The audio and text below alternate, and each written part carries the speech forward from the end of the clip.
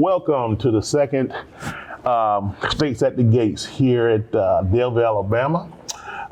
This is a political platform that we have every race so far, fellas and ladies, that in the state of Alabama. Yeah. And it's happening right here in Delville, Alabama at local law 2003. How y'all feel about that? We're good. Awesome. Yeah. I tell you, I mean, people don't understand giving these candidates an opportunity to speak on their platform is so important, not only to Alabama, but specifically the Wiregrass in general where we stay.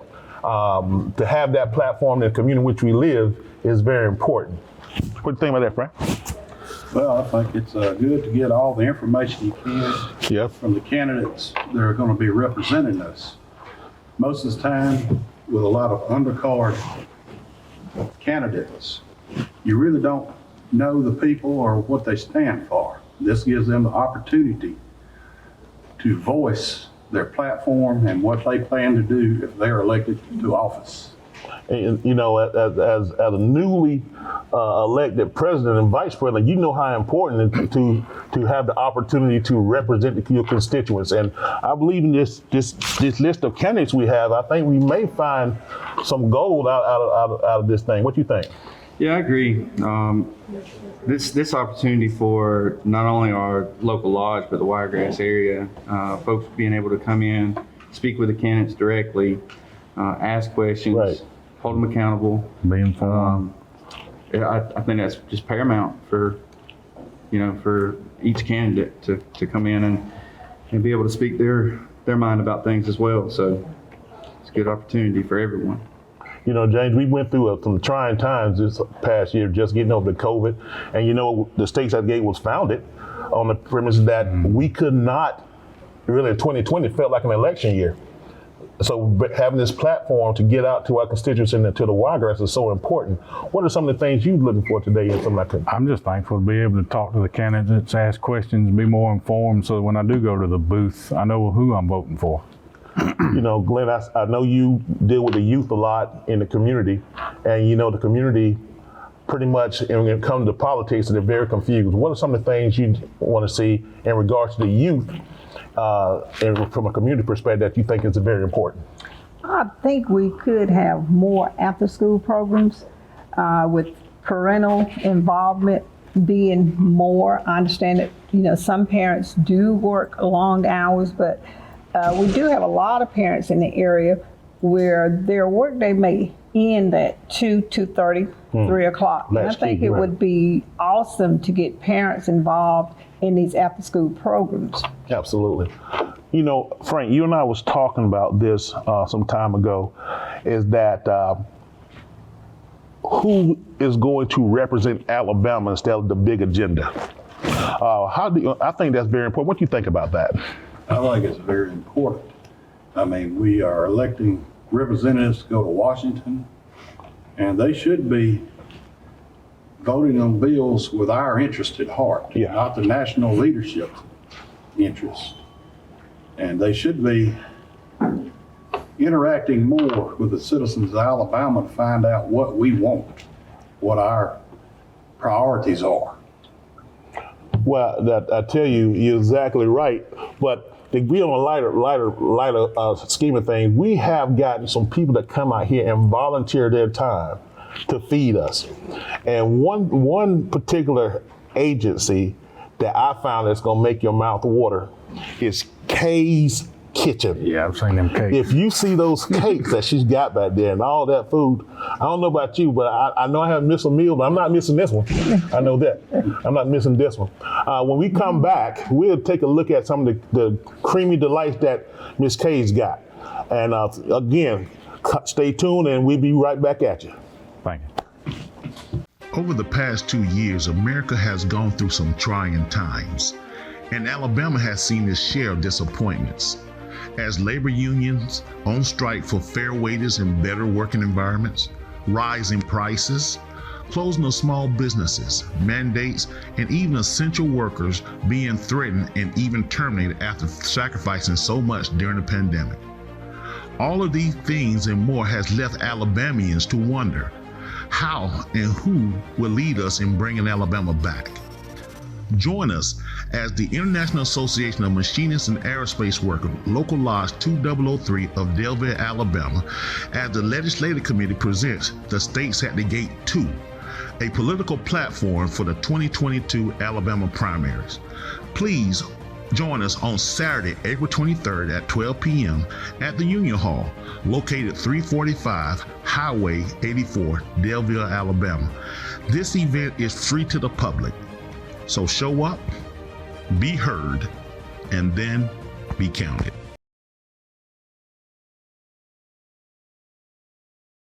I said earlier before I left that I have something special to share that is sweet. And I don't care what no one say, but it's good for me. Lord have mercy. We have Kay's Kitchen, and everything that you see right here, this young lady herself, Miss Kay, baked this. Fresh. Every ingredient is homemade. You know what? I can't talk about it much more. Yeah. Tell us a little about what we got here. What we got, Kay? We have a yellow sheet cake with buttercream frosting. Everything is scratch-made frosting.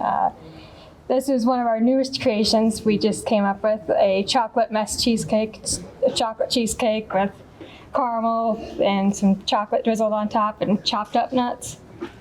And we've got a key lime pie and a strawberry chiffon cake. It's got layers of strawberry and whipped cream frosting inside of it, as well as being covered completely in strawberries. So if someone wanted to reach out to you, is this all the cakes and things you make, or there's some that you're not even showing right now? Yes, I have other stuff. My most popular dessert is a lemon cheesecake. It's got homemade lemon curd on top. And I make birthday cakes, are pretty common. What about the decorative work? You did gardenias and rose petals and all kind of stuff. I mean, how did you do all this? I mean, how long did you been baking? I started baking kind of in high school a little bit, and over time, just practice, I've gotten better, learned more. I'm self-taught for the most part. Wow. So if someone wanted to order one, what's the information that they have out there? You can... I have a Facebook page, Kay's Kitchen. Where are you located at? I'm in New Brockton. New Brockton. Well, we appreciate you. All of these things are today to be given for samples, right? Yes. And she feels confident that she has the great product, and I would love for you to support her in all her endeavor. And Kay, thank you for coming out. Yes, thank you. Thank you very much. Thank you. Appreciate it. All right, welcome. We're going to begin this with the Pledge of Allegiance prayer. Starting. If you will, please stand. I pledge allegiance to the flag of the United States of America, to the republic for which it stands, one nation, under God, indivisible, with liberty and justice for all. I ask you to Tranisha Chambers for prayer, please.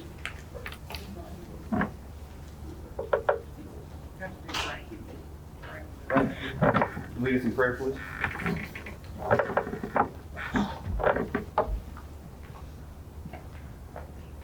Heavenly Father, we thank you for the day that we've got, a beautiful day.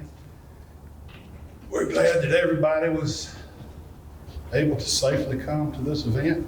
We'd like you to watch over them as they go in their travels back to wherever they need to go.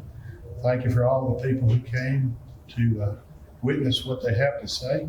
In the Lord's name, amen. Amen. Thank you.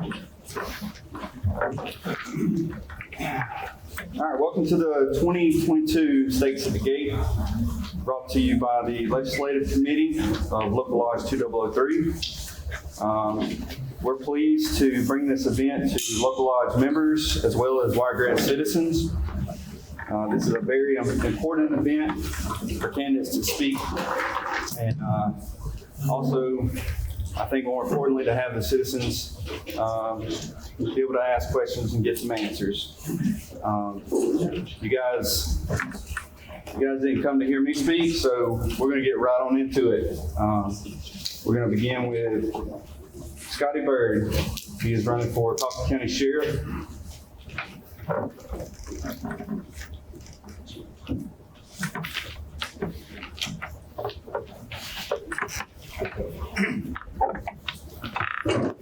Nice to meet you. Nice to meet you.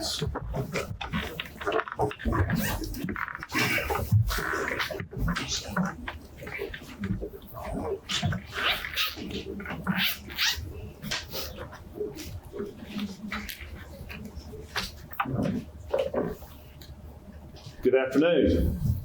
I'm Scott Byrd, and I'm running for sheriff of Coffee County. I'm on the Republican ticket. I'm gonna start a little bit about myself. I'm a native of Coffee County, born and raised there. Graduated Enterprise High School in 1986. Got out and joined the United States Coast Guard. Served a term in that and joined the Alabama National Guard. It's kind of got, the Coast Guard's what got me started in wanting to be in law enforcement. I started at 14 years old working. I believe hard work will get you where you're at today.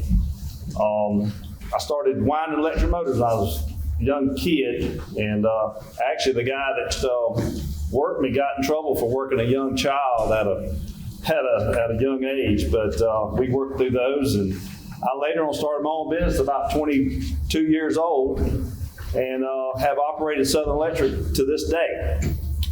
In 1999, I joined the Coffee County Sheriff's Department as a reserve deputy, and enjoyed helping people, and it really became my passion. So I later on put myself through law enforcement school and got my accreditation as a certified police officer in Alabama, and I've been with the department ever since. I was the reserve captain for 12 years and have served the people of Coffee County faithfully for 23 years. I'm proud to say that I've never received a paycheck as a reserve officer for the Sheriff's Department.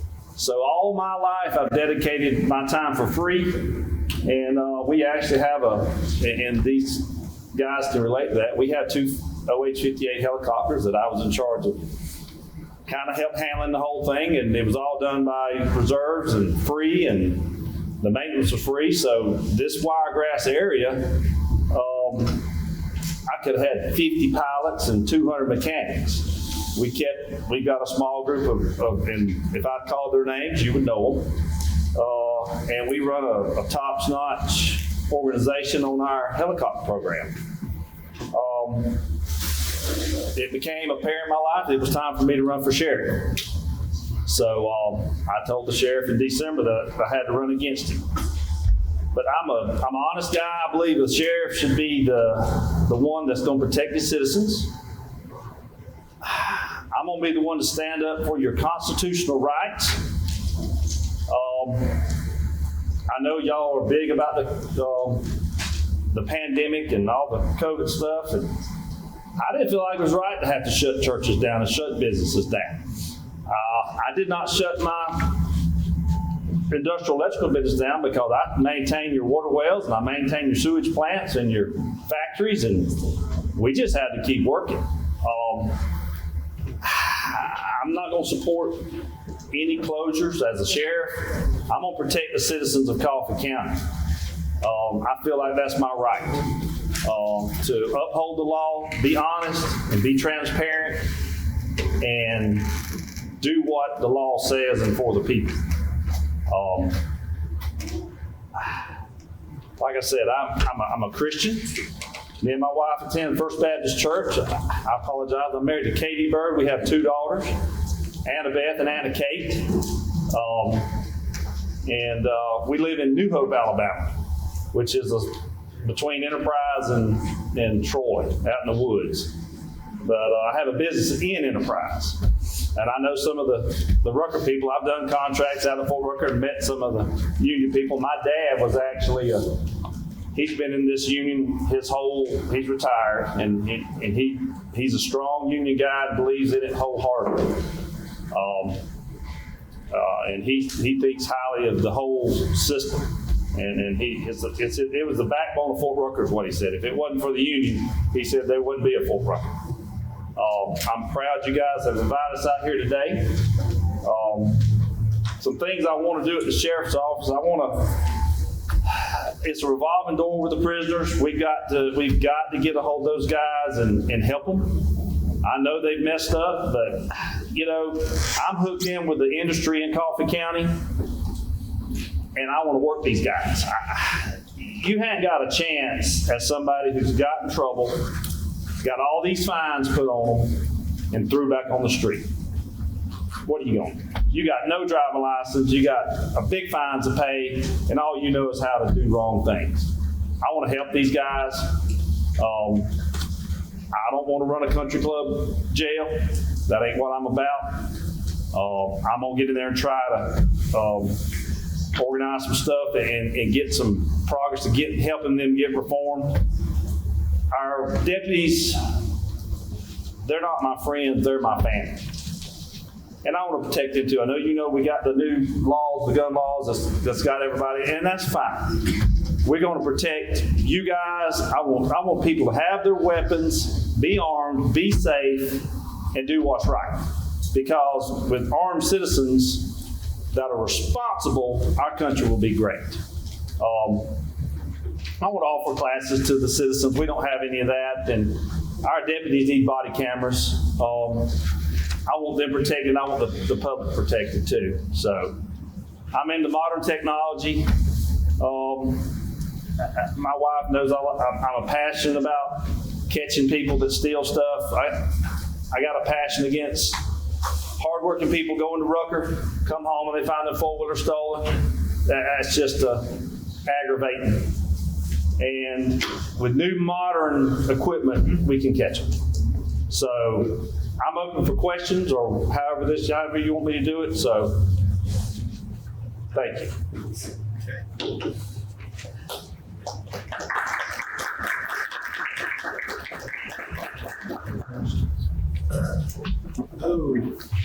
Tell me, sir, what are the conditions like in the Coffee County Jail?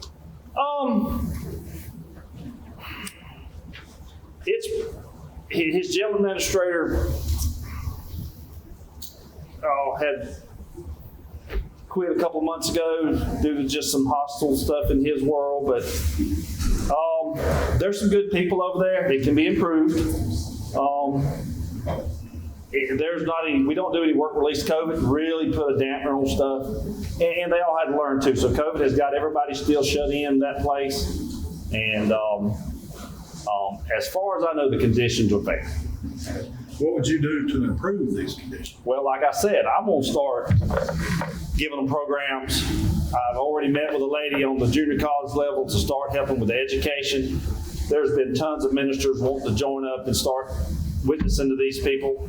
And like I'm telling you, I'm hooked in with the chicken companies, and they're begging for help. I want to load a van up every day and get them down there and start working because they need it. And then once they get that money coming in and they see they can make a living, they can get out of that little whirlwind they're in. How many correctional officers are employed in the jail? I'm not sure about that. Probably in the teens. How many average daily prisoners do y'all have? Around 100 to 110. What ratio should the correctional officers be to the inmates? Well, there's not really a ratio. You got a guy in Central and two. There's probably, that's a big ratio. Yeah. There's not a lot of movement in the jail, a couple cell blocks, outside, inside. We do have trustees that do work at the jail. They cook and do various jobs. They in a different little dorm.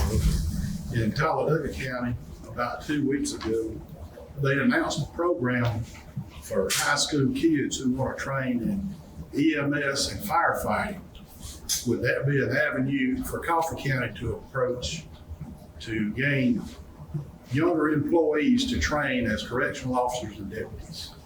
Once we get a good working environment and programs and the pay where it needs to be, they will come. There's usually a lot of high school age kids that are interested in that, but they don't have a starting point. Right. Yeah.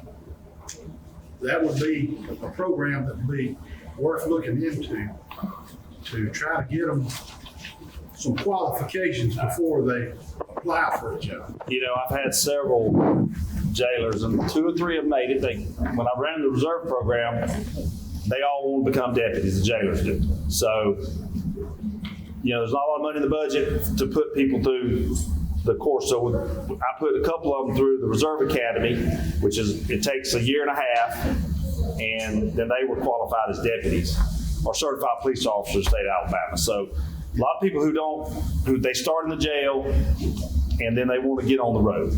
Yeah. And they made some good officers.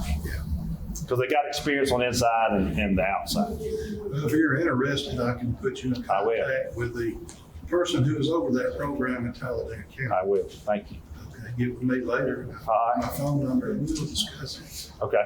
You have anything, Michelle? Just one question. Do you think the current process of purchasing guns in the state of Alabama is sufficient, or do you think it could be? As far as the federal level, like the background checks, Yeah. they're pretty stringent. I mean, I even get held up with just because of they checking on folks. If a criminal wants a gun, he's going to get it. Now, I understand that the federal government wants to keep who owns the guns, and I mean I'm all about being practical.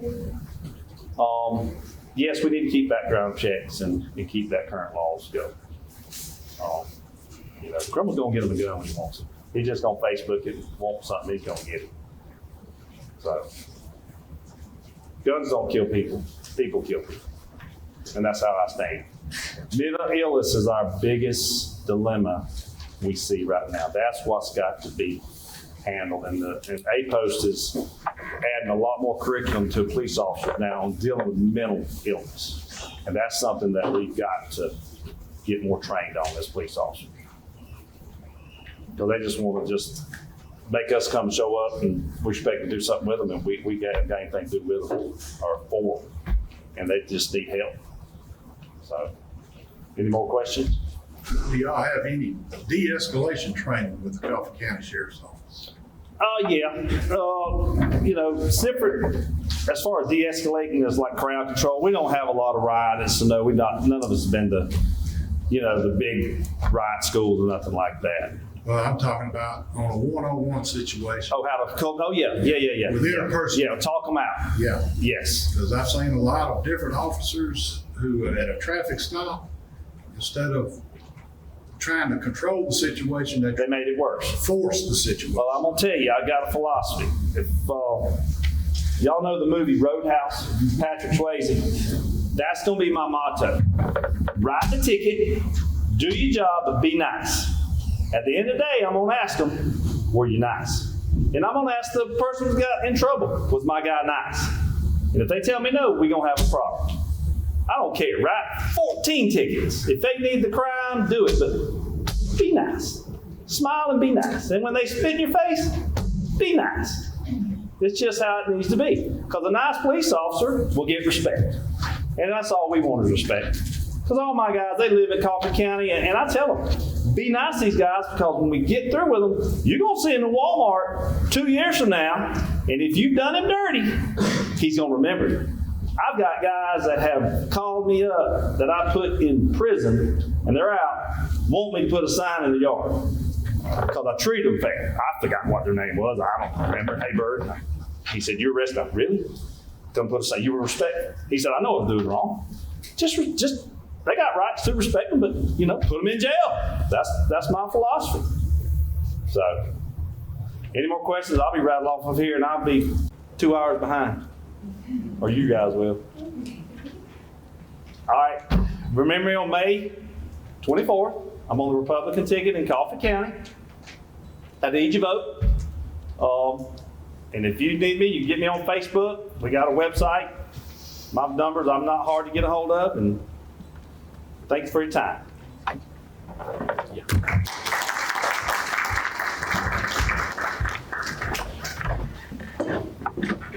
All right. I'd like to apologize. I got ahead of myself.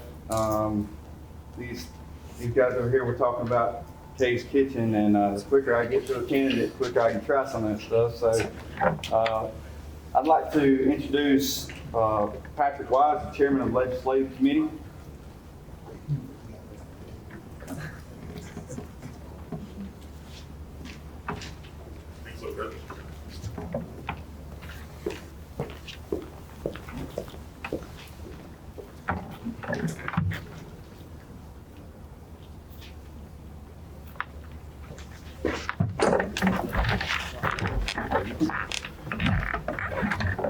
Good afternoon. First, let me take the liberty to let you know where everything is. The both bathrooms is behind you to the left. As you heard, we got food out there, sweets. We got taco mix out there. They're ready. So if you get hungry, please do not hesitate to take part in what we got out there. It's going to be a long day, but we want to make it as comfortable as possible. My name is Patrick Wise. I'm the legislative chair. First, I would like to, all my legislative committees, would you stand up? Please give these men and women a round of applause. They work hard. We're a newly formed committee. We just had elections. And from the time January came, we hit the road and we put this together. So we want to continue to provide this platform. Let me give you the rules of the stakes at the gate. Each candidate will have a total of 15 minutes. Now, we're not trying to cut off your point that you're trying to make, but just be mindful of those 15 minutes. If it get too far gone, our timekeeper, Ms. McLeod, she has a wand, and it's a magic wand. It tells you when time is about to end and when time actually ends, with the gold and the red marquee on it. So just be mindful of your time. Once you finish your presentation, exit to the left. We want to do what we call a debrief to give you more time to complete a thought. If you didn't complete the thought, you and I will have, like we sit at the front porch drinking tea, conversation for about 5 minutes. During that transition, the next candidate should come up and you'll be introduced. Okay? Please enjoy yourself. This is for you. This is for Alabama, making it better. Thank you.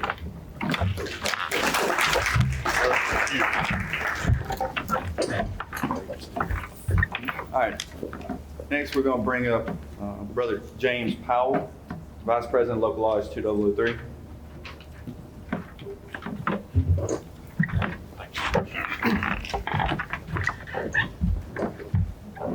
I'm the Vice President of Local Lodge 2003. It is my pleasure to introduce Republican candidate for U.S. Senate, Mr. Jake Schaefer. Come on up the stage, Jake.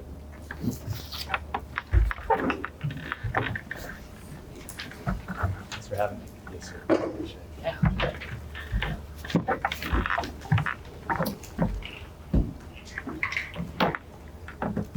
Well, again, Jake Schaefer, running for U.S. Senate. Thanks for having me. There's not a lot of time, so I'm going to hop right in. Oh boy, where to begin, right? Good luck. I hate to start with this, but it's gotten to a point where I don't really trust my government very much. I don't trust foreign governments very much. I don't trust the news very much. I don't trust candidates who can get millions and millions of dollars and actually trust them to represent the people very much. And it's not like I want to be like this. It's because I've been paying attention. All right? So, again, that's one of the reasons I wanted to run. I wanted to get some more normal people, at least on the ballot, if not in the office, though I'm not playing to lose, I'm playing to win. But that's one of the reasons I wanted to run.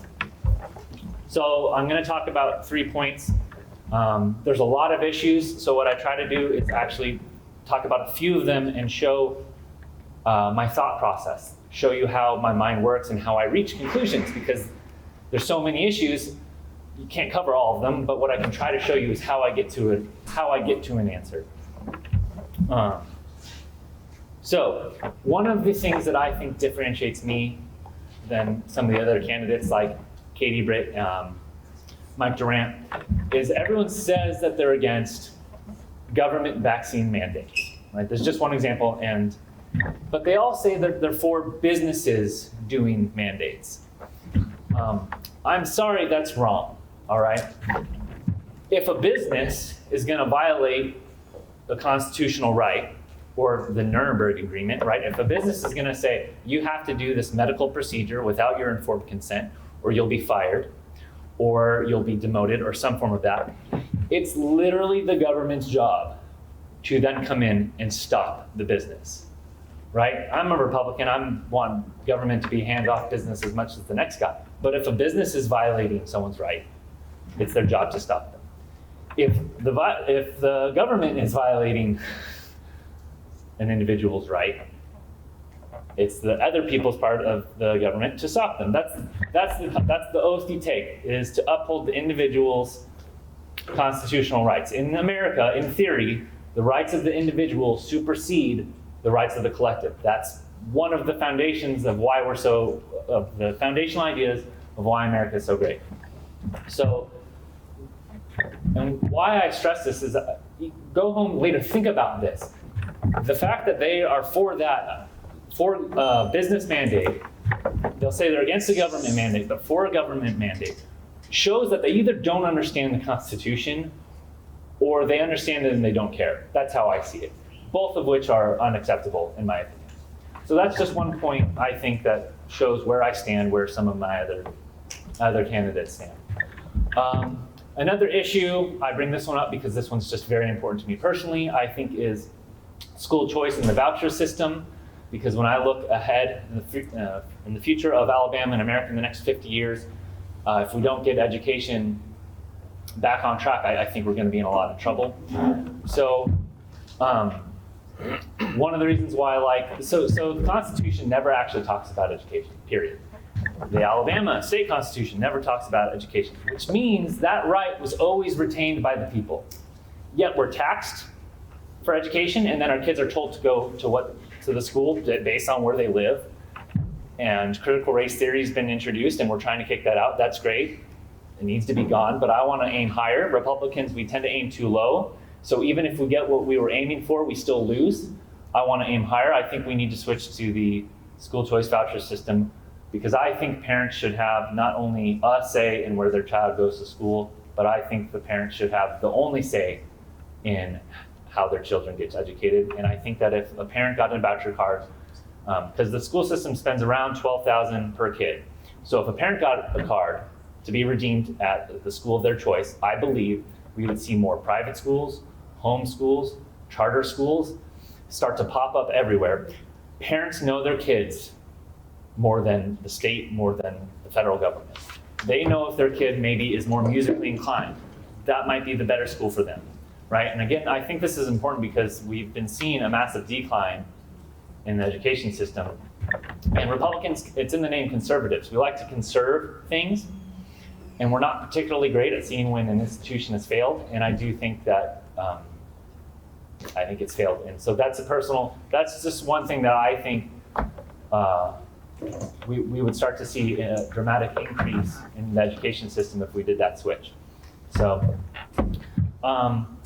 another point I like to talk about is what I would do for you, especially here at the machinists and aerospace workers, is I would try to listen to you. Because the fact of the matter is I'm not a machinist.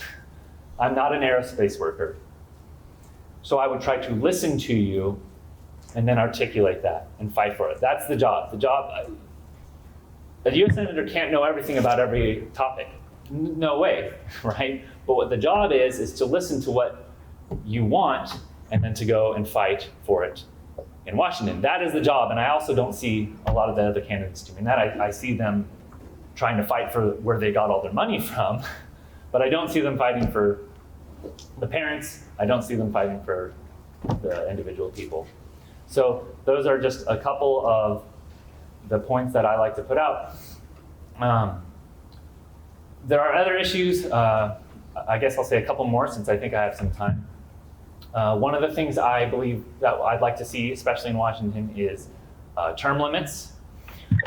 One example I give is, as a senator, I think 2 terms is plenty, because if I'm in Washington for 12 years, if someone asks something from you every day, or someone sucks up to you every day, or if someone is hating you every day, I think that after 12 years of doing that, you're too far removed from the people, I think, to properly represent the people. that's not a normal life. I think you've just been in the rat's nests of Washington, and it's something that I think would be an effective change if we were to implement. For senators, I think 2 terms would be good. That's 12 years. For a congressman, I've heard different numbers, maybe 3 terms, maybe 4. I haven't decided yet. Things like that. So again, that's just some of the points I wanted to make. Like I said, I don't have millions of dollars to go around and buying ads. So what I have done is on my YouTube, Facebook page, I've made 3 to 4 minute videos on a number of different issues. I did a 3-minute video on school choice, on election integrity, other issues I haven't brought up here. So they're all there for you to find and spread, and it's free. Anyone can spread information for free, which is what, I mean, I feel like I'm the Oakland A's going up against the New York Yankees here. I know we're more of a football state, but that's the analogy I like. And like I said, what I hope to show is the thought process of how I think, how I'd get to conclusions, and how I'd solve problems. Because we'll do a Q&A. My dad taught me this. There's only one type of person that has an answer for everything, and that's called a crazy person, right? So I have to learn. I have to research every issue, but I will do my best to, if I can't give you a specific answer, give you the thought process behind the answer. And that's all I'm offering. And another thing I'll be honest about is, everyone says, I don't know if I should say this, but I'm not even just saying just vote for me. What I'm saying is look at every candidate. Look at their motivations, look at the money, and see where they stand on the issues specifically. And then vote for who you think would best represent the people. I believe that would be me, which is why I'm here. But it is for you all to decide. So I'm trying to make where I stand as open as I can. And then the ball goes in the people's court, where you need to research the candidates, not just for me, for sheriff, for every office. So that's it. Thank you very much for your time. I think we're going to do some questions now, and I will do my best. First question. Oh boy. If you're elected to office, how will you vote on bills? Will you vote with the interest of your constituents, or you take orders from the party leadership? Like I said, I will listen to the people of Alabama. That is the job. That is who I would try to, as much as whenever I'm here, I'll get a team, because you can't do it by yourself. I've learned that. You get a team, you would find out what the people want, and that is who you represent. How would you go about finding what the people want? Things like that. Well, first off, like I said, I don't think I'd be able to do it myself. So I tried to find a team of people that I could work with me. Because part of what a senator or any politician, any governor, any president, we saw this. This is a good point, actually. When they all said, oh, we're going to defer to the scientists, right? They don't get to defer to the scientists. You consult with the scientists. You talk to the people. You look at the Constitution, right? That's not the job. You don't get to just say, oh, I'm going to defer to them. No, you have to look at what the people want and what the Constitution actually says. So that's how I do it. I try to get a team. I would try to go to as many meetings as I could. Try to listen to what you guys want, because this is actually pretty big. Lots of times people listen to what people want and then they just assume they understood. That's wrong, actually. That's wrong all the time. You actually see it in relationships. It's why people argue. You thought you heard something. So it's not like I'm just going to come here, listen to what you guys want, and then go there. I'd probably listen to what you want and then set a follow-up meeting the next week and be like, hey, this is what I think I heard you say. Is that right? You know what I mean? Trying to actually get down to it. Would you commit to having quarterly town hall meetings throughout the state? So we have a union meeting the first Saturday of every month. You would be welcome to come. I'd be happy to come. Honored to That come. sounds I'd good. want to go to as much as that's the job. Yep. Again, people don't understand. I feel like a lot of the candidates don't understand the job, and it's very easy. Find out what the people want. Look at the Constitution. Fight for it. Which committees do you think you would be qualified to sit on? Well, at this point, I do have a master's in psychology, because I initially want to go on and continue to get my doctorates. So I have some specialty in that area. But besides that, I would have to like I said, that's another thing. I'm not trying to dodge the question, but I'd have to look at what. Well, you've talked a lot about education. Would you be interested in the education committee? I'd love to. I'd be very, yeah. So I will know more about what interests me already, right? I am interested in education, so it's something I've looked into. I do know more about psychology than the average person because it's an area of study for me. But, so I have some every person has natural inclinations to things like that. But for other things, I'd have to research and find out.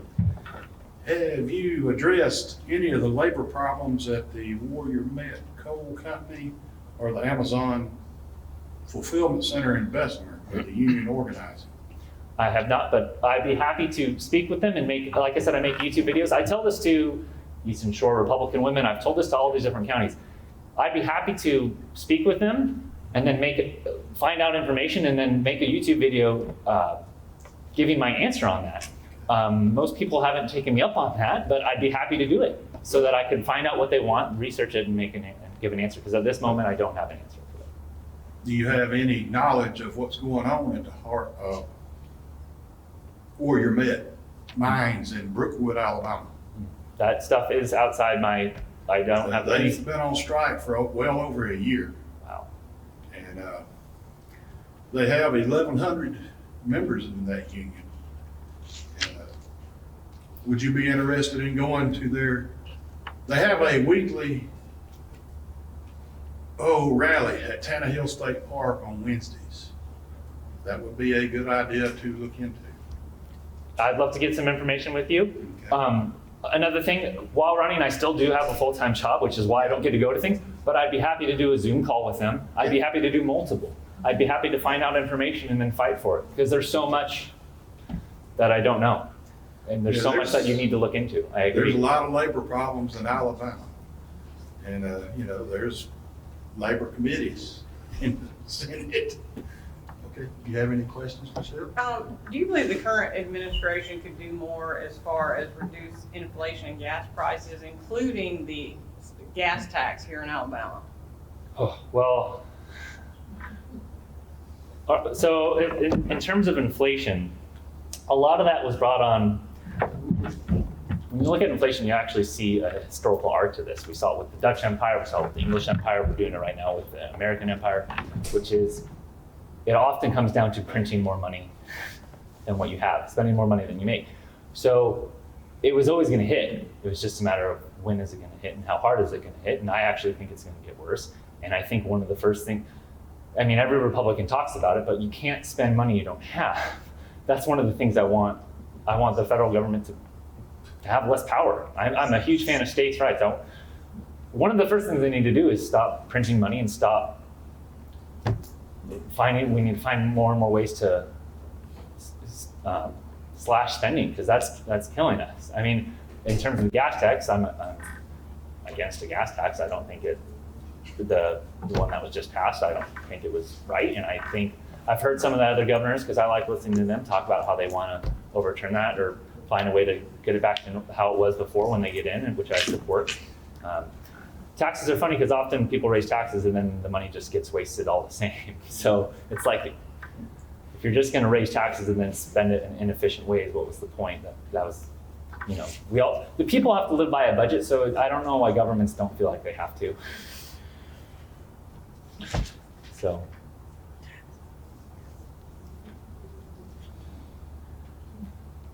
Any more questions? I really appreciate it, but I'd love to get some of that information, because like I said, I'd love to do some Zoom calls and talk with them and become informed on so many issues. Talk to me or Patrick, we can put you in touch. I'll get Patrick's number, he's a cool guy. We can get you in touch with their local. I'd love to hear what they're going through from their perspective. They have some great struggles going on up there. I believe it. Thank you all so much. Thank you.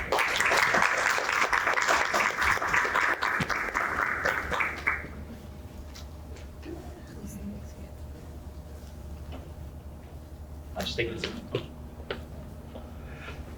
Well, we right here at our debriefing station. We are going to miss Mr. Ed Packer. He was running for Secretary of State. but he sent someone to speak on his behalf because he's absent. Introduce yourself and tell us about Ed. I'm Deneen Ritchie, and I'm from in Coffee County. Okay. I've known Ed since around 2008, and I was a registrar, and he was the person who was doing the training, worked at the Secretary of State's office in elections. He was over elections, and was kind of my go-to on how to, what my job entailed and what to do. A good reference point for you. Well, not just a good reference. He wrote a lot of the election laws. He has made a career of working in elections. Probably has over 30 years in elections, but at least 20 of that in the Secretary of State's office. Gotcha. Has worked with representatives and people in the legislature and in state government, and has a good working relationship with them. The Secretary of State is very important, especially during these times, 2020, when all the different accusations about rigged elections and voter fraud and things of that nature. I think the processes are pretty much consistent. People make messes of processes. It's known their problem. Where do Ed stand on keeping our laws in regard to voters' rights and the right to vote authentic and credible? Well, one of the things that Ed wants to do that is not currently being done in the Secretary of State's office is there's not an audit after the elections. And Really? he wants there to be an audit after every single election in the state of Alabama. Is that normal across the different states or Alabama specifically? Well, it's not for every state, but there are some states that do a better job of that than we do. Currently, they're doing a test right now of like 3 counties for this next election to do an audit. Testing, right? Okay. But there is no audit done for every election, and there should be. If anybody want to get on the high points or key points about Ed Packer, where should they go? Well, he's got a website, and I'm sorry I don't have it off the top of my head. That's fine. But he's on Facebook as well. Gotcha. And Ed he was the head of the elections and has worked under 4 different secretaries of state. Gotcha. Currently, right now, I actually worked in the Secretary of State's office in elections with him for 1 year, and he was my go-to as far as a resource and knowing the election laws, because like I said, he helped to write a lot of those. But he is aware of a lot of the problems. There's a lot of problems in our elections department right now under the current administration. Since 2017, there's only about 1 person that is still there that was hired at that time. Oh, okay. And so you don't have a lot of people in that office who really know what needs to be done, know the law, know the processes. Ed knows all of that. And so he wouldn't be reliant on just surrounding himself with good people, which he would need to do, but he actually knows what needs to be done and could direct those people. Well, when you said that he researched and writing SOPs and LOPs for the state, that says a lot about Ed from the auditor. If you want to know more about Ed Packer, just go to his Facebook page, or you can Google Ed Packer, because I know that on his page he have his address and thing where he can be located. Well, thank you. Thank you. I appreciate it. And right next to me is the man of the hour. We got Sheriff Byrd here out of Coffee County. I've sat there and watched what you were saying in regards to your platform. It's so genuine. Is that you, or this is some type of charade? I have built a business for 30 years on being honest. I have traded on $500,000 jobs with a handshake. You say what you're going to do and do it. That's right. A man has not got his word, he ain't got nothing. I don't need contracts. I just need you tell me what you want, and I'm going to tell you what I'm going to do, and that's what's going to happen. To make a reference, bold as you do to Roadhouse. That's right. And be nice. And be nice. It says a lot. I mean, I come from a Department of Justice, and I do understand about that you can do your job and stay professional at the same time. That's right. I truly believe that a lot of the things that we hear in regards to profiling and things escalating from in a field perspective is based on how you handle that situation. Right. Could you elaborate on that more? Well, a month and a half ago, I had a guy steal a car from my shop.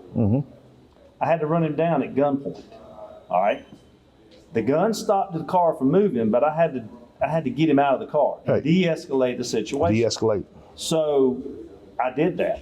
Everybody left with the car didn't get stolen, the boy didn't get hurt, and everybody went home. And I did it by de-escalating. I figured out what got his attention, and then I focused on that. And then we kept that tension on that, and then I finally worked my way to get him out of the car. You know, Chevy, the thing that I don't see most as a former post instructor, I think you and I talked about this, is that our use of force continuum, officer presence, loud verbal warning, and so forth.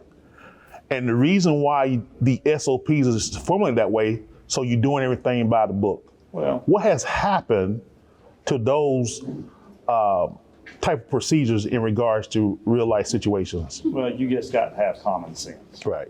When it all boils down, all common sense and doing the right thing. And you've got to just use your training, your practicality, and how to treat people and do what's right. Well, can you tell somebody how you can be reached and know more about your platform? Meet us on Facebook, Scott Byrd, and we have a website. Everybody's got Facebook. You can Google it, and we'll come right up and all the information to get to us. I'd be glad to talk to anybody, anytime about any issue. Scott, we're glad to have you here at States. Thank you for what you've done for me. Thank you, buddy. Appreciate Thank you. Yes, sir. Alabamians, a toll. Right. Really anybody, because it's a high interstate, and because it's on the coast, which could be used as a escape route, right, and possibly even for military purposes. It's actually one of the projects that should be fought to get federal money for, because a lot of states they'll try to get federal money for things that shouldn't have federal money going to it. Right. Right.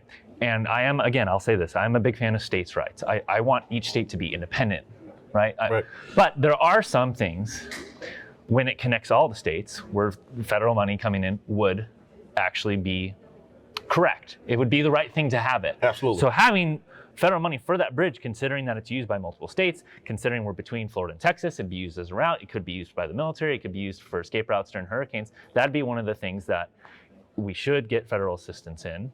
And I'm not even saying they need to pay for the whole thing. States do their part, right? I want states and the government to do their part. I want the Constitution to be upheld how it's written. You know what I mean? But so to have that be a toll, the fact anyone that brings that up as let's make that a toll, don't vote for them.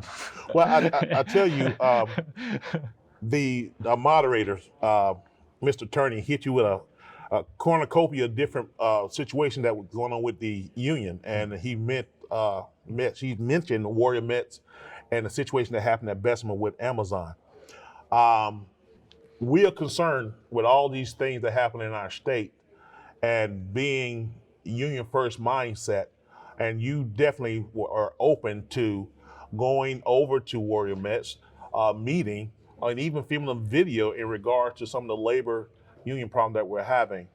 Do you still stand on that? Yeah, and in fact, after this, give me your cell. Absolutely. And then in a couple of weeks, you can call them and be like, hey, did Jake reach out to you or not? Absolutely, absolutely. Because like I said, like, it's a full-time job to do that. Absolutely. It's like, I'm not dodging the question, I'm being honest. It's impossible to do that when you don't have the job.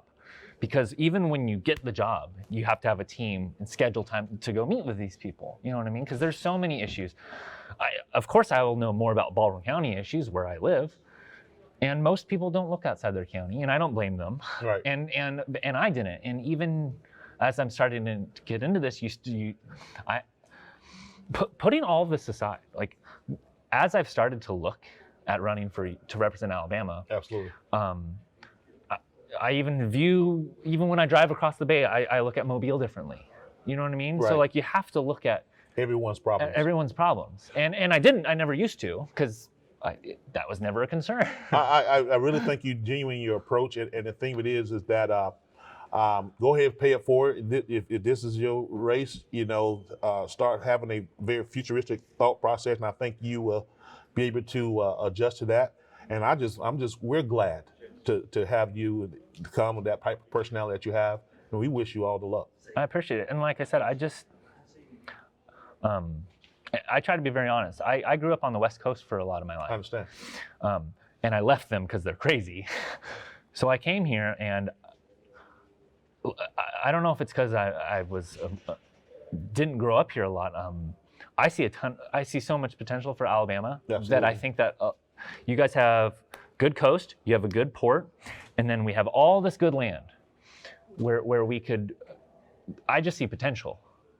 Like, I see Alabama, I'm like, I don't know why we're not a powerhouse. we should be, Alabama could be a powerhouse in 15 years if the people make it a powerhouse. I tell you what, and we're going to leave it on that. Thank you for coming.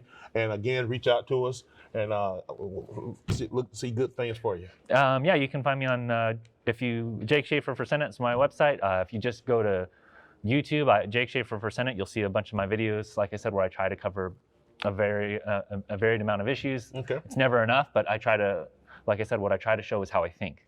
All right. And how you approach problems, because I think that's what you actually want to know about a candidate, because who knows what the issues will be in 2 years. Absolutely. You know what I mean? Thank you. Thank you.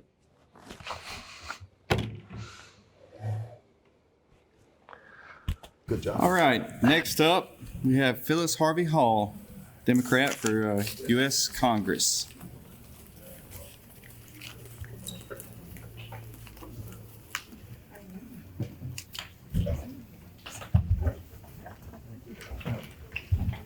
My pleasure.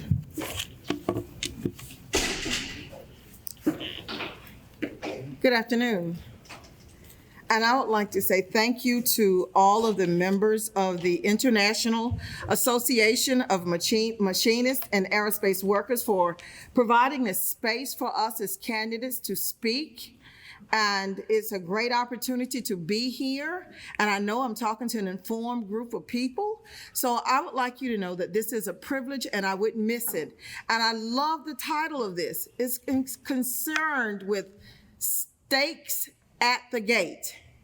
And that means we're all looking at what's here, what's at risk for us as moving forward. And I am Phyllis Harvey Hall, and I'm going to start with you just a little bit of information about me, because I think that we are right here. Everything is at stake now.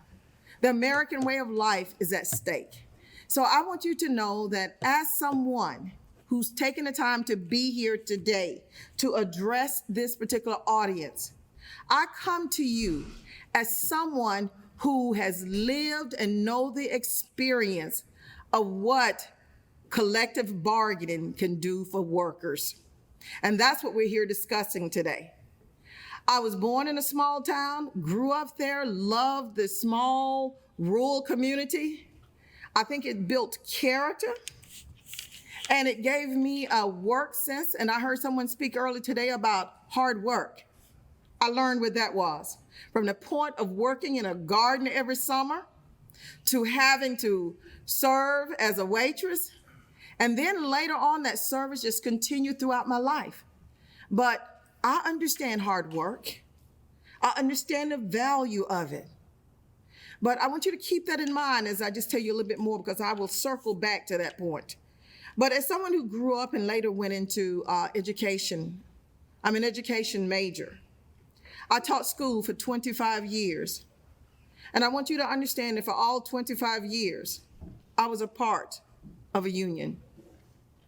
And teachers today are still fighting because no one is going to concede the benefits that workers see that they need for their families if the workers themselves do not have the right to organize.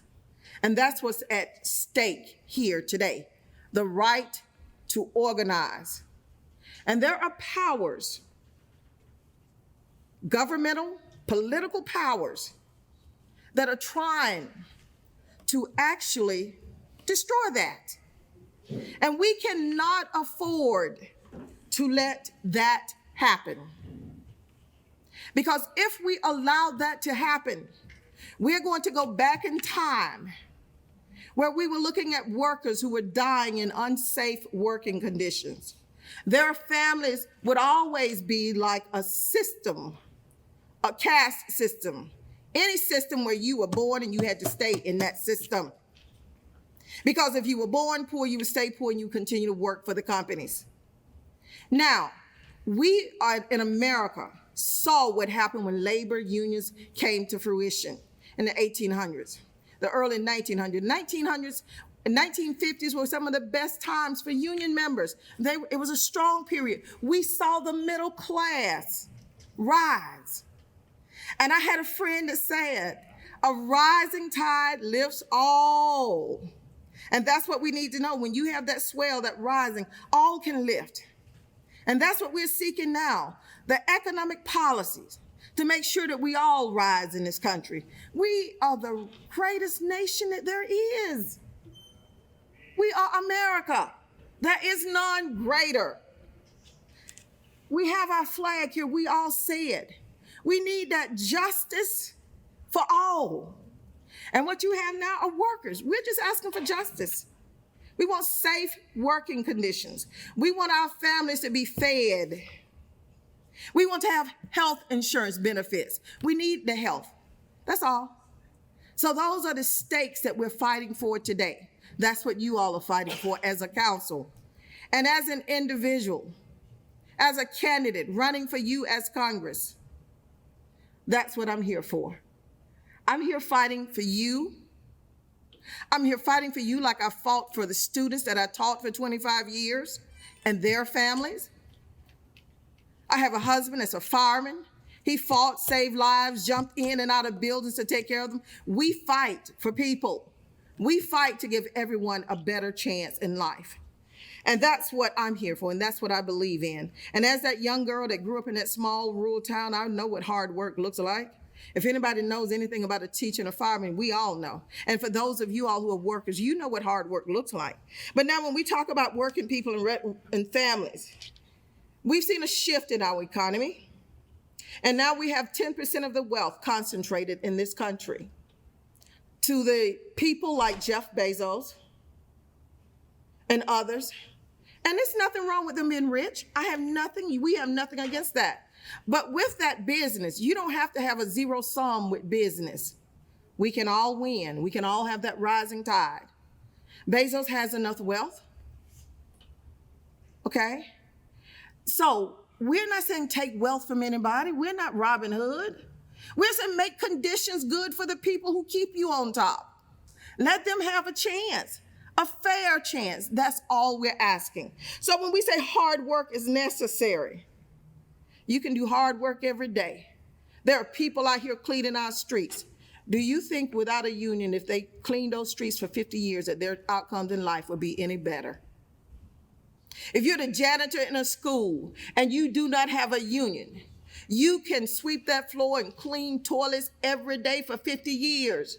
But if your income is beneath what it takes to make a good living, you're going to remain there poor, without benefits, benefiting a company. Now, the company grows richer and you grow poor. There's something wrong. That's an inequity. So what I'm here for today is to say, let's fight to have fair practices in our businesses. You can have a business be successful, but your workers also need to share in your success. And I want to say you all today, just as someone who's out, you check my website, you'll see I was up with the coal miners, Warrior Met Coal Company, just Thursday. I believe in it. You check my website, you'll see that I'm fighting for the Amazon workers. And I do have an Amazon card too. But I'm fighting for them. So I'm not against Bezos. Just give the people what they need to have a safe working condition. So we know that this business can survive and the people can survive. Families need to thrive also. So I want you to vote for a candidate who would not only talk about a union, but I am the only congressional candidate that is fully pro-union, pro-collective bargaining.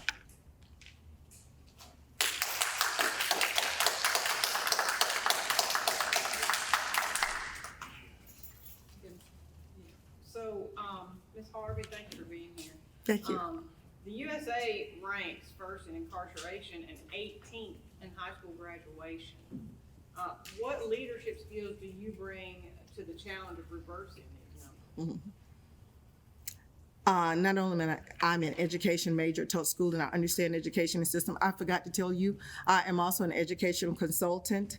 I have a small business that deals in consulting with education. And the first thing that we need to know, if we're falling 49 and 50, if it doesn't take a rocket scientist to understand that our educational system needs help.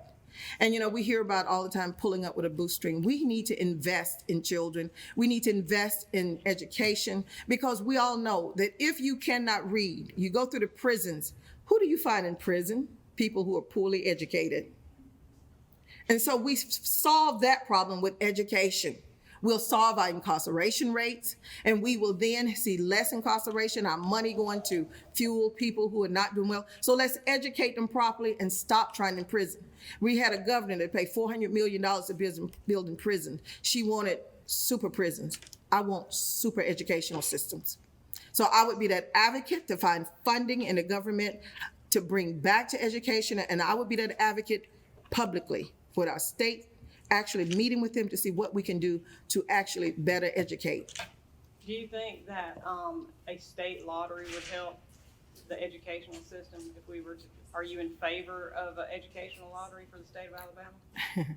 One of the things you keep hearing us say about the state of Alabama is that we don't have any money, right?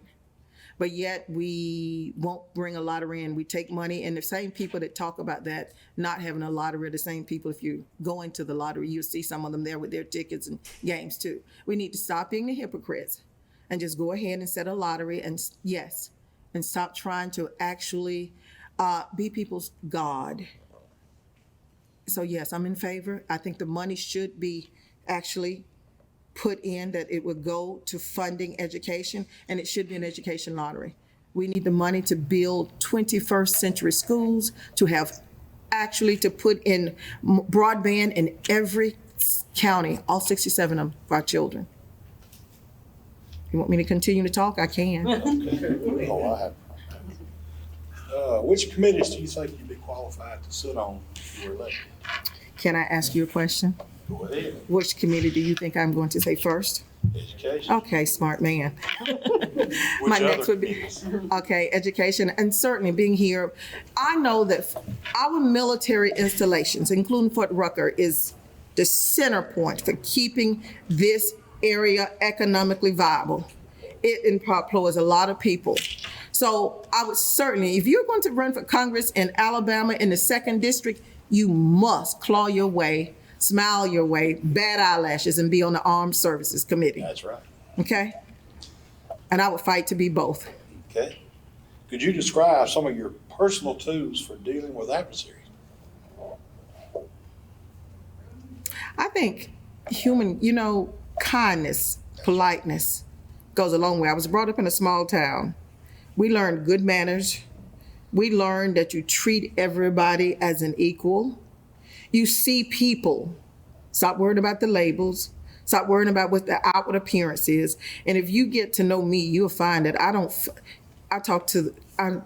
hate to say I have enemies, because I will address you. I will talk to you. Those who've seen me today, I'm in your faces and greeting you. So I think the best thing we can do with that is work, and we will have differences, but we must come to them. So I think in spite of it all, I think JFK said, you don't try to bring people down. There was a lot I could say, but I'm not going to bring people down. So you treat people with respect, and I think you'll get it. Build consensus. Thank you. How would you appeal to a diverse set of constituents in an honest, respectful, and inclusive manner? I'm going to demonstrate that to you right now. I'm running on a Democratic ticket for U.S. Congress. I'm in what is considered a red state. Anybody looking at that would think that, what are you doing, thinking that you're going to win in Alabama? But see, I'm just foolish enough to believe that when people look beyond the label of a Democrat or Republican, that they're going to see a person that has a good, kind soul and a fighter for people. And when we get through with it, I'm fighting for the same families you are. So my way of dealing with that, speaking to them, is speaking to where we all meet, our family, our health, and our pockets. Okay. Is that good enough? Oh, yeah. I think we got a lot of room for conversation right there. How will you create an environment for innovation within your leadership? You create that environment by being open and listening to the people. And you do have to do your research. We know that in Alabama now that we have businesses that have struggled from COVID. And sir, you get out among the people not thinking that I know everything. I'm pretty smart, but someone once said, you keep very wise people around you.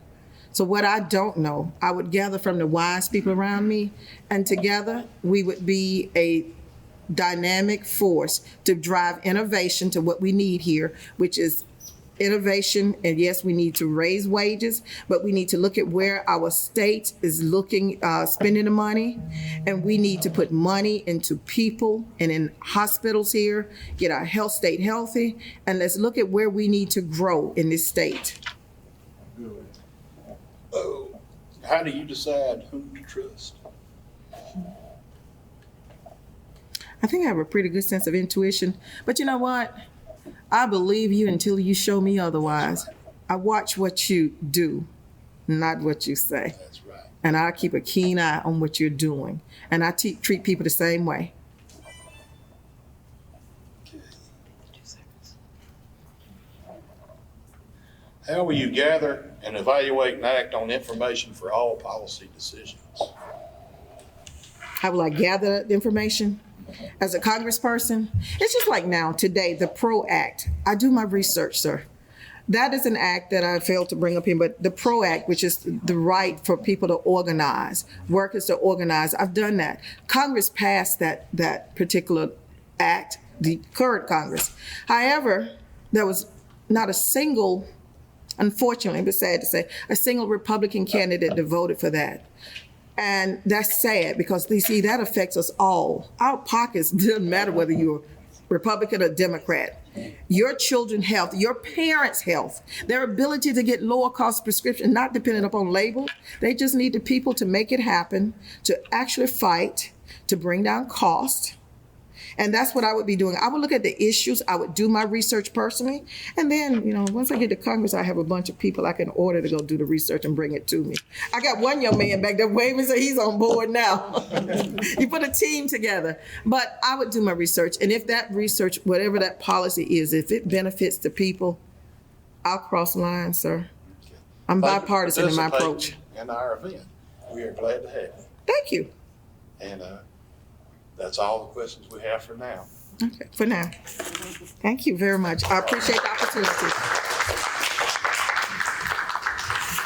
Phyllis, Yes, sir. welcome back. Thank you. Thank you for coming to our States at the Gate. You have mentioned so much on your platform, not only today, but on your election campaign that you've been doing.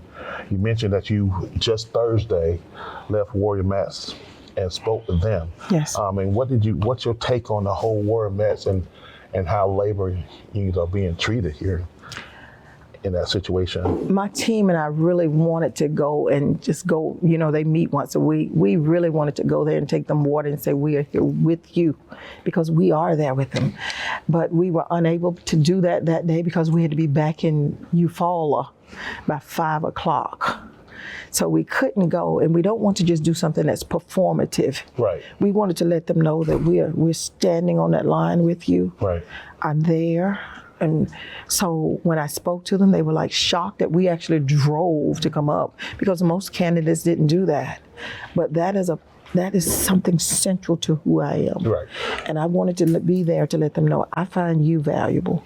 Coming from Greenville, you understand, the morals and values that we have here in the Wiregrass. Yes. And those are some things that are staple and should be in everybody's household. Your campaign, what makes you unique from the other candidates? I not only understand the Wiregrass because I am from a small area, but I also understand the urban areas.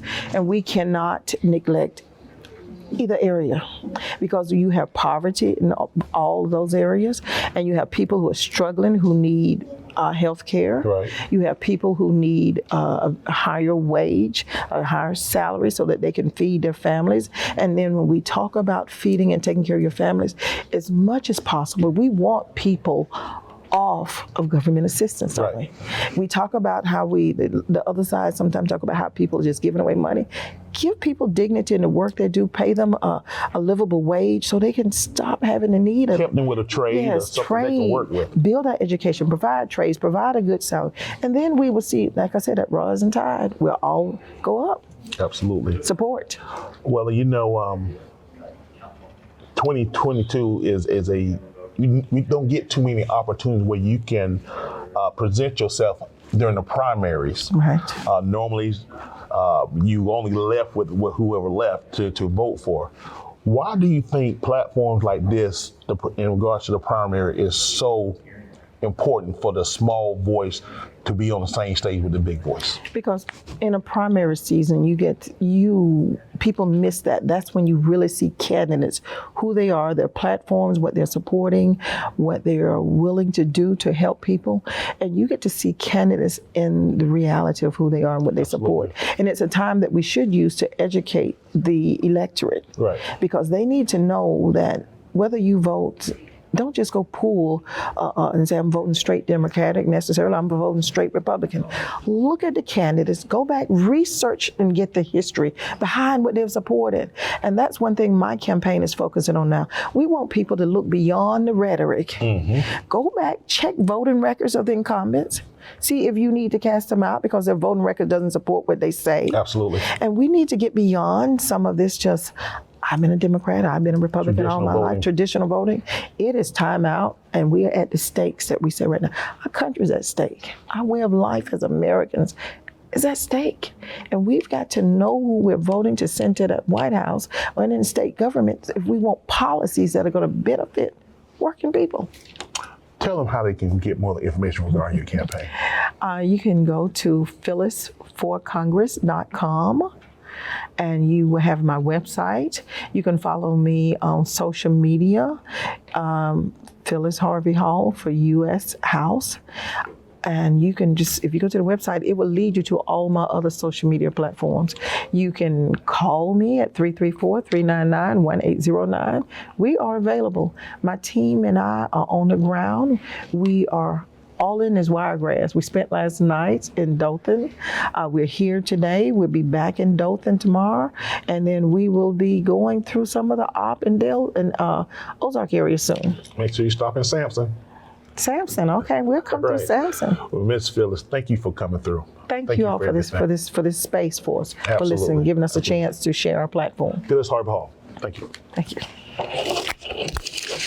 It is my pleasure to introduce Republican candidate for House District 91, Mr. Les Hogan. Step up here, Mr.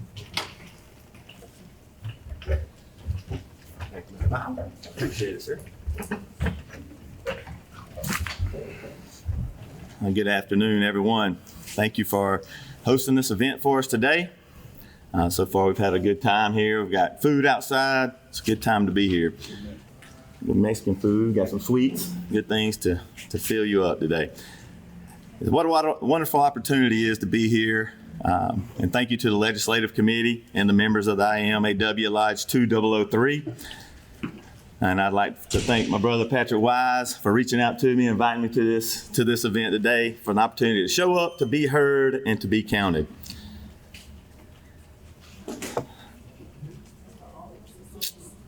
Like your commercial says, to advertise the event, with rising prices, inflation, the closing of churches and businesses, ongoing mandates, essential workers being determined.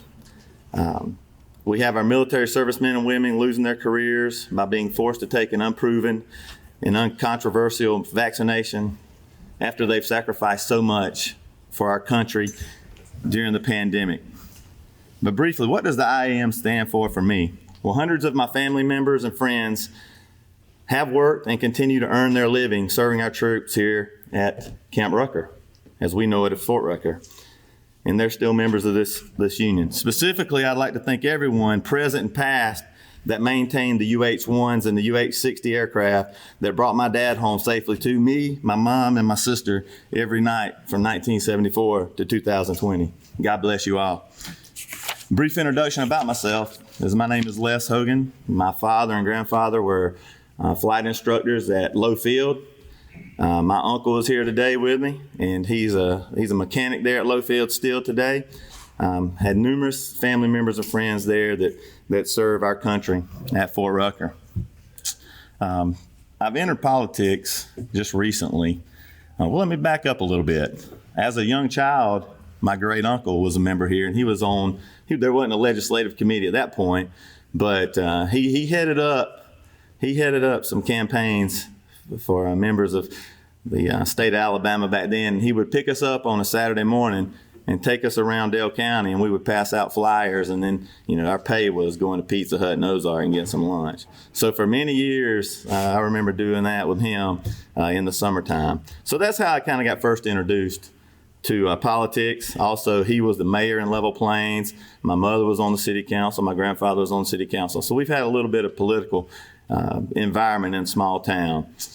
But what made me decide to run for the State House of Representatives? So the first question you have to ask is, why would you be so foolish to do something like this? Well, like many of you, I'm tired of sitting around idly by and watching as our state and country erode. Seems there's a disconnect between our legislation in Montgomery and the people in their cities and homes. Our state government and elected officials sat idly by on their hands, and I say with duct tape over their mouths, while the state health officer and the governor shut down our churches, businesses, causing people to lose their jobs and potentially losing their careers. They alone decided who was essential and who was not. They told Mark, Nancy, Philip they had to close their family business that they've run for 30, 40, 50 years, while they allowed the big box stores to remain open. They chose winners and losers. That's un-American. Our school children were forced out of school to learn from home. Our public parks were closed. Yet I don't have personal knowledge of one elected official that stood up for the citizens of Alabama and publicly stood for the rights of the individual. The people were mandated and never given a choice. When the children returned to school in 2001, a week before school started, many cities and school districts across the state mandated the children to wear a mask. Why? If you dig deep, it was for federal dollars. I believe the schools have began to sell themselves out for federal money. Together we can fight back and bring common sense and return the power of the government to the people. I cannot do it alone. It will take the passion and dedication of we the people to effect change. Government mandates, individual rights and freedoms should trump and be at the forefront of any government policy. The citizens of Alabama should be given a choice, not mandates. The people in Alabama are traditionally conservative, no matter which side of the aisle you're on. Yet the politicians in Montgomery, I believe, have lost their way. We must hold our elected officials accountable for their actions or inaction and voting records, not only during this election cycle, but for their last 3.5 to 4 years in term, some even longer than that. So my platform is taxes. One of the first points is taxes.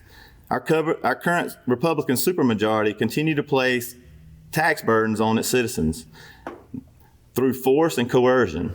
Legislators were forced to vote on the gas tax in 2019, or else they wouldn't get road projects and other construction projects done in their districts. Inflation's at its highest point in over 30 years. Yet they continue to burden us with taxes. Constitutional rights. Our right to free speech is being violated every day.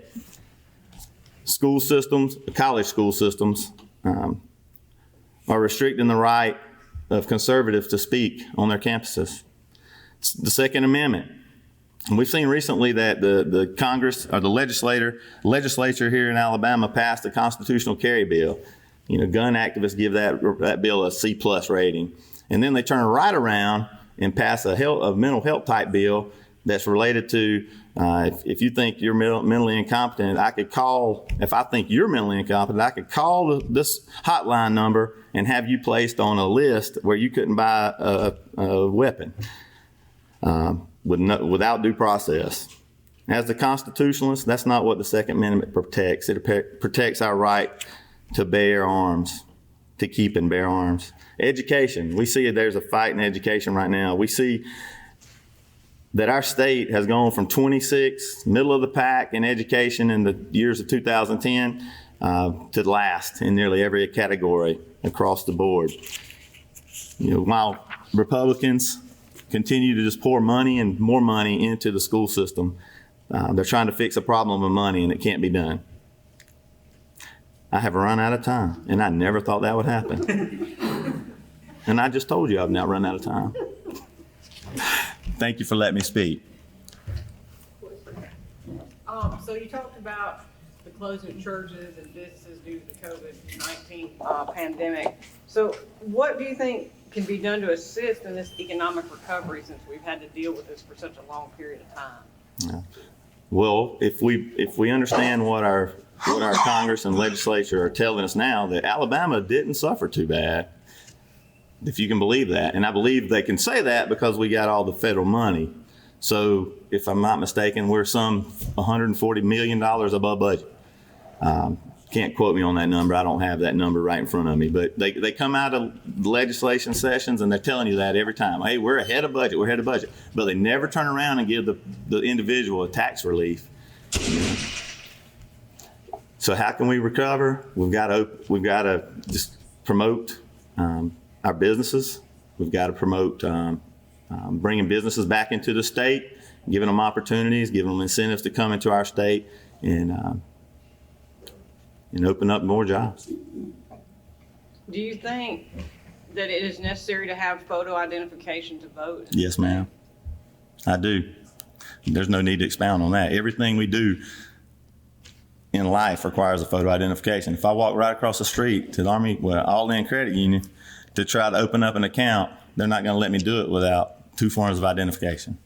So I think if you're going to vote, the voting right is for the American citizen. It's not for anyone else, and we should be able to prove that we're a citizen of the United States.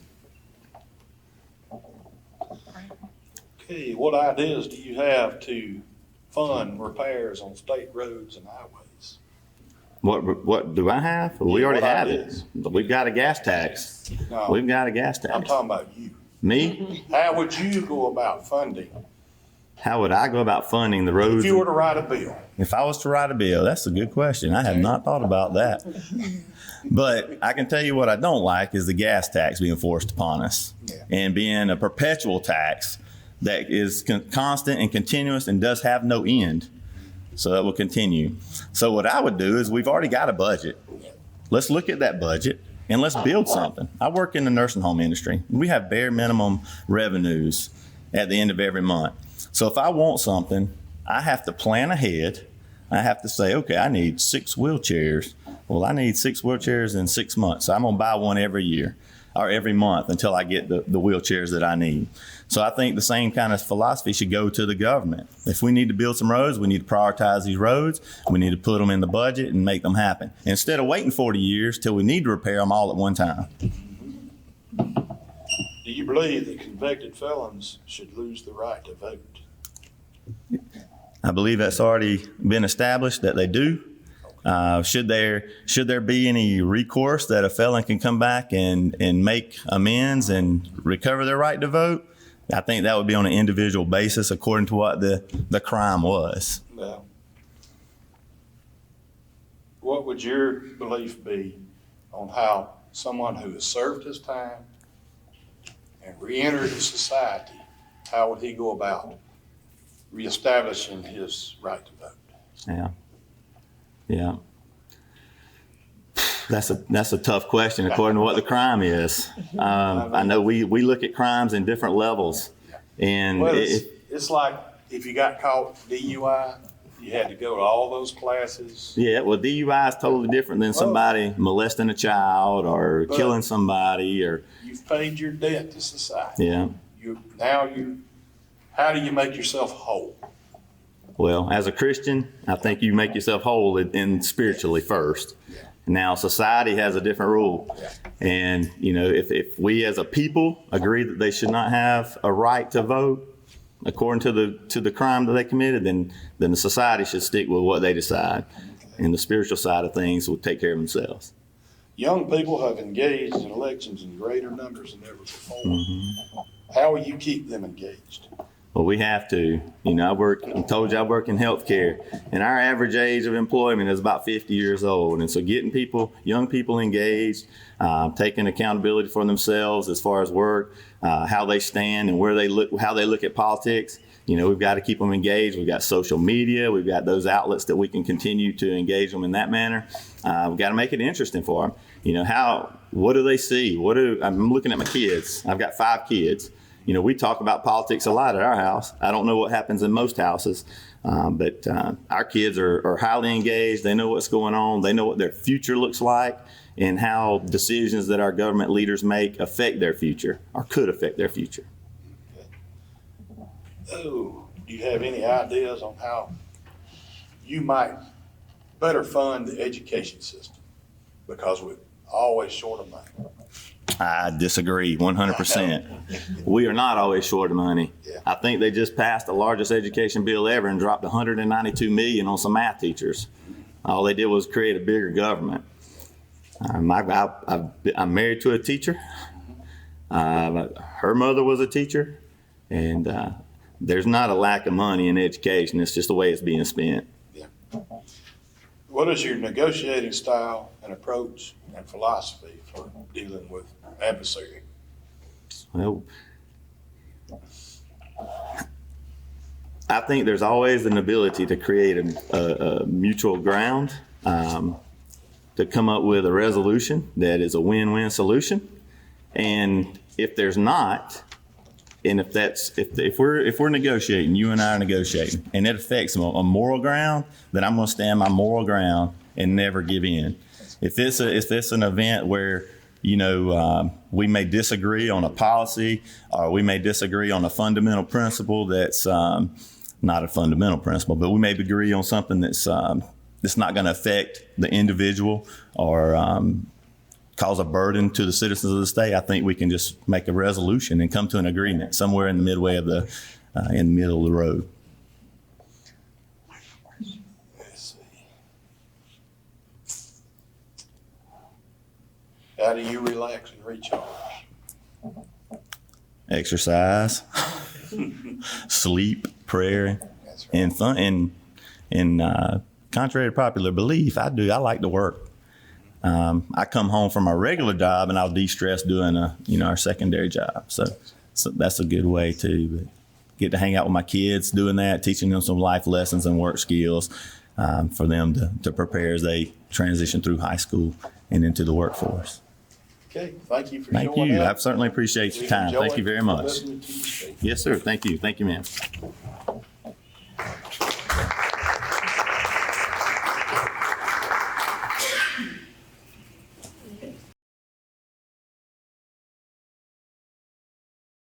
Welcome to the States and Case Debriefing. Hey, Les. How you doing, Pat? Everywhere I see these gigantic posters, I even seen you with a sledgehammer knocking down some rebar ties on there. Fight back. How'd you come up with that theme for your campaign? We had a committee of gentlemen that met together, and we were talking about the issues Right. back late last year of what we see the direction of our country. What do you see? Well, we just see that it's not going the way we want. We see, I'm gonna call it woke ideals, that we're having to accept things that we don't believe in. We're having to accept mandates, transgenderism, taxes. And it seems like that the government just doesn't recognize the people, and they're forcing things down ordinary people's throats that they just wouldn't believe in or wouldn't support otherwise. Got a question. Maybe you can help me. I mean, you seem like a well-rounded person. The viewpoints that you're just talking about, I was talking to someone claimed to be a progressive. Mm-hmm. He wants to see progress for the people. They see that they're buying larger homes, paying a lot more money, but the area around them is not growing at all. A progressive mindset is saying like, hey, we need to keep people here where tax dollars are here and shop locally. Don't have to go to Panama City or to Montgomery. How can you help those people in that mindset? That how can I make that happen for my community where I can help it grow? Yeah. not only from a financial perspective, but also taxes as well. Yeah, well, I think as a state level representative, we can do that by assisting bringing in businesses to our community.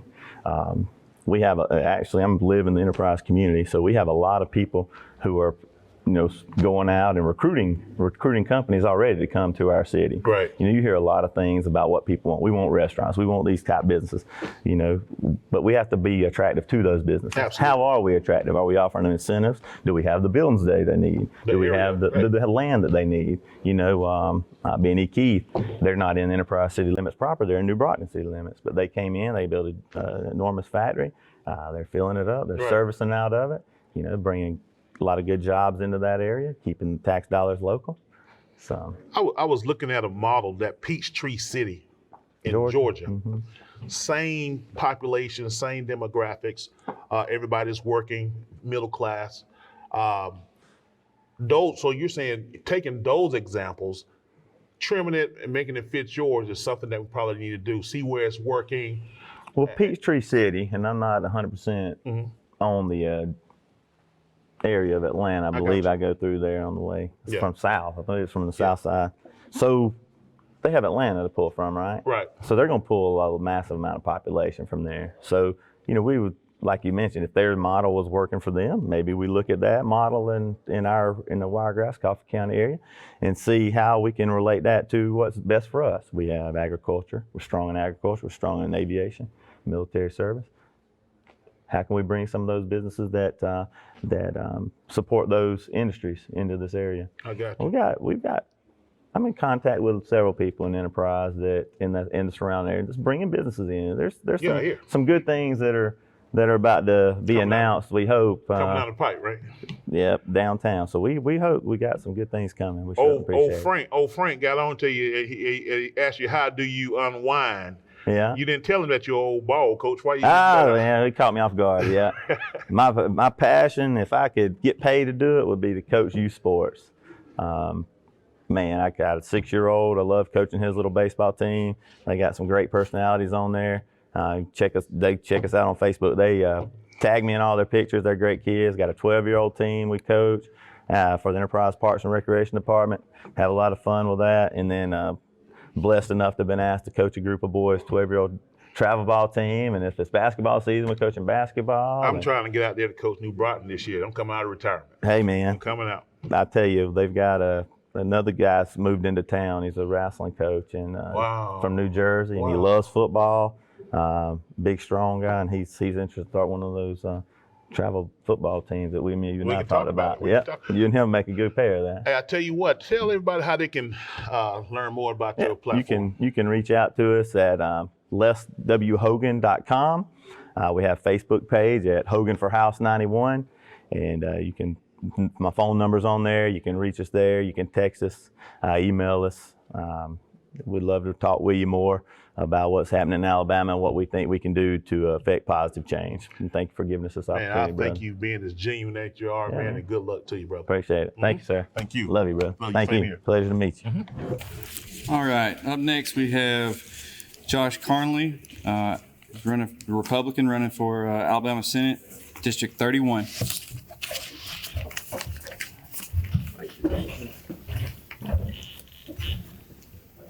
Thank you. I appreciate the opportunity to address your group. Thank you for your time today. I'll put my phone down here so I don't tempted to pick it up. But like you said, my name is Josh Carnley. I'm a candidate for Alabama State Senate District 31. District 31 encompasses Coffee County, Covington County, Pike County, and the northern part of Dale County. Pretty big territory for me to try to get around. But I was born and raised in Coffee County in the Ino community. It's a little farming community. Grew up out there on my family's farm. Graduated from Kinston High School, attended Auburn University, and received a degree in agronomy and soils.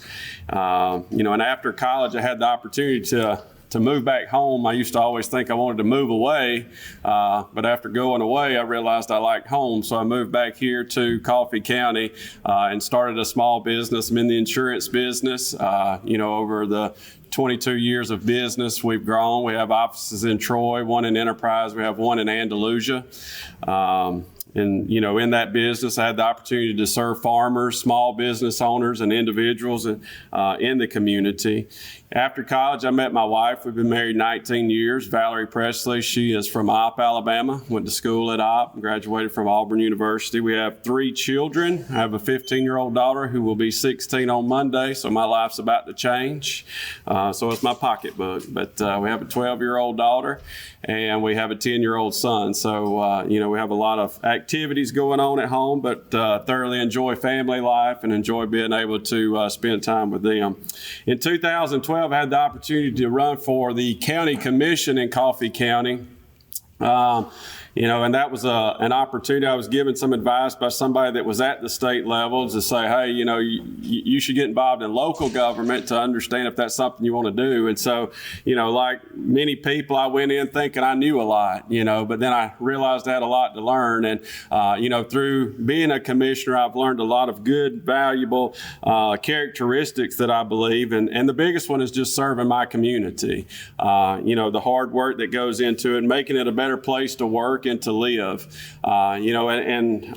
through my time as a commissioner, I've had a lot of opportunities to meet people and to try to work through problems and solutions. And, the biggest thing is I think we as elected officials need to do a better job of listening to our constituents. Too many times people get elected, and I joked the other day with somebody, I said, I don't know what it is about winning an election. People begin to think they're a specialist and knowledge on everything. And as it's been said, I'm not an educator. I'm not a healthcare. I am not a mechanic. I'm not an airframe specialist. So, if there are issues that affect those, my job is to go back and to listen, to take the time to understand what is the problem, and let the specialists in that help me understand so I can represent them or their group in Montgomery. I didn't mention, but I'm also a member of Ino Baptist Church out in the Ino community where I serve as a teacher and a deacon. And I say that because my Christian faith, that's the foundation of my decision making. The things that I do, I believe in honesty and integrity. We may disagree on an issue, but, I believe it's my job to listen and to give you an open mind and an open heart as we talk. And as I've said, through, being married, being a father, through being a small business owner, I think that they provided me with valuable opportunities to learn a lot about life and things that I think would be beneficial in Montgomery. And, a couple of those things are just learning to work with others. The question's been asked, how would you work with adversaries? I think the important thing is to sit down, respect one another, and to listen and to communicate. Too many times we think because we have differences of opinion, we can't work together, but that's not true. I'm not going to compromise my morals and my ethics, but I do believe, we do need to work together, because if we don't work together, we'll never accomplish anything. You'll see two sides polarized, and, I'm not going to help you on this issue. And when you need help, I'm not going to help you. So, I think we do have to learn to work together. And as I've already said, I think the biggest thing is learning to listen to people. I've had the opportunity, in this campaign to attend a lot of meetings.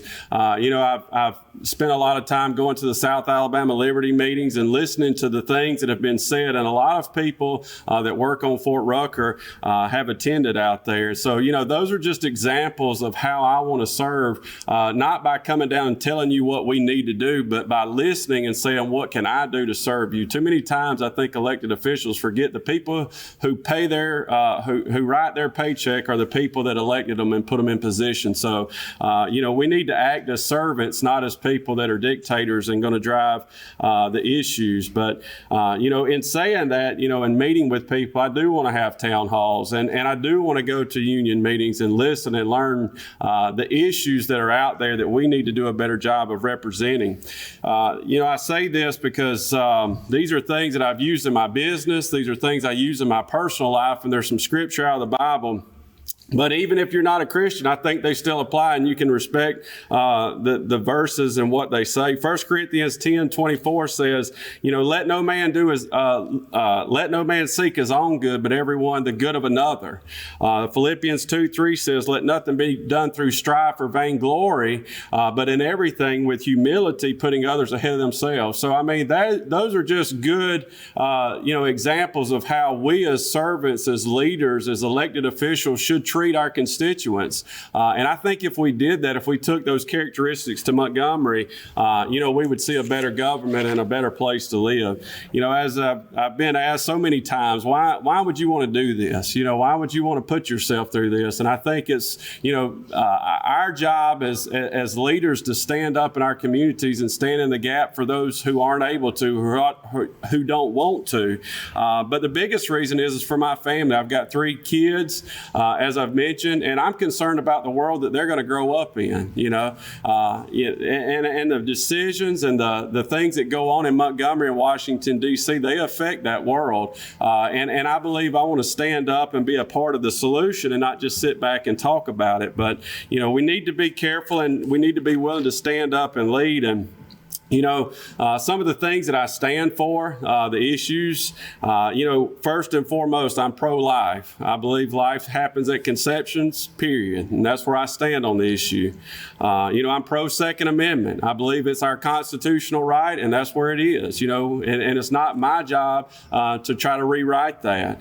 I'm for personal choice. I've said it the whole time with the vaccine mandates and the mask mandates. It was not an issue of health protection. It was an issue of control.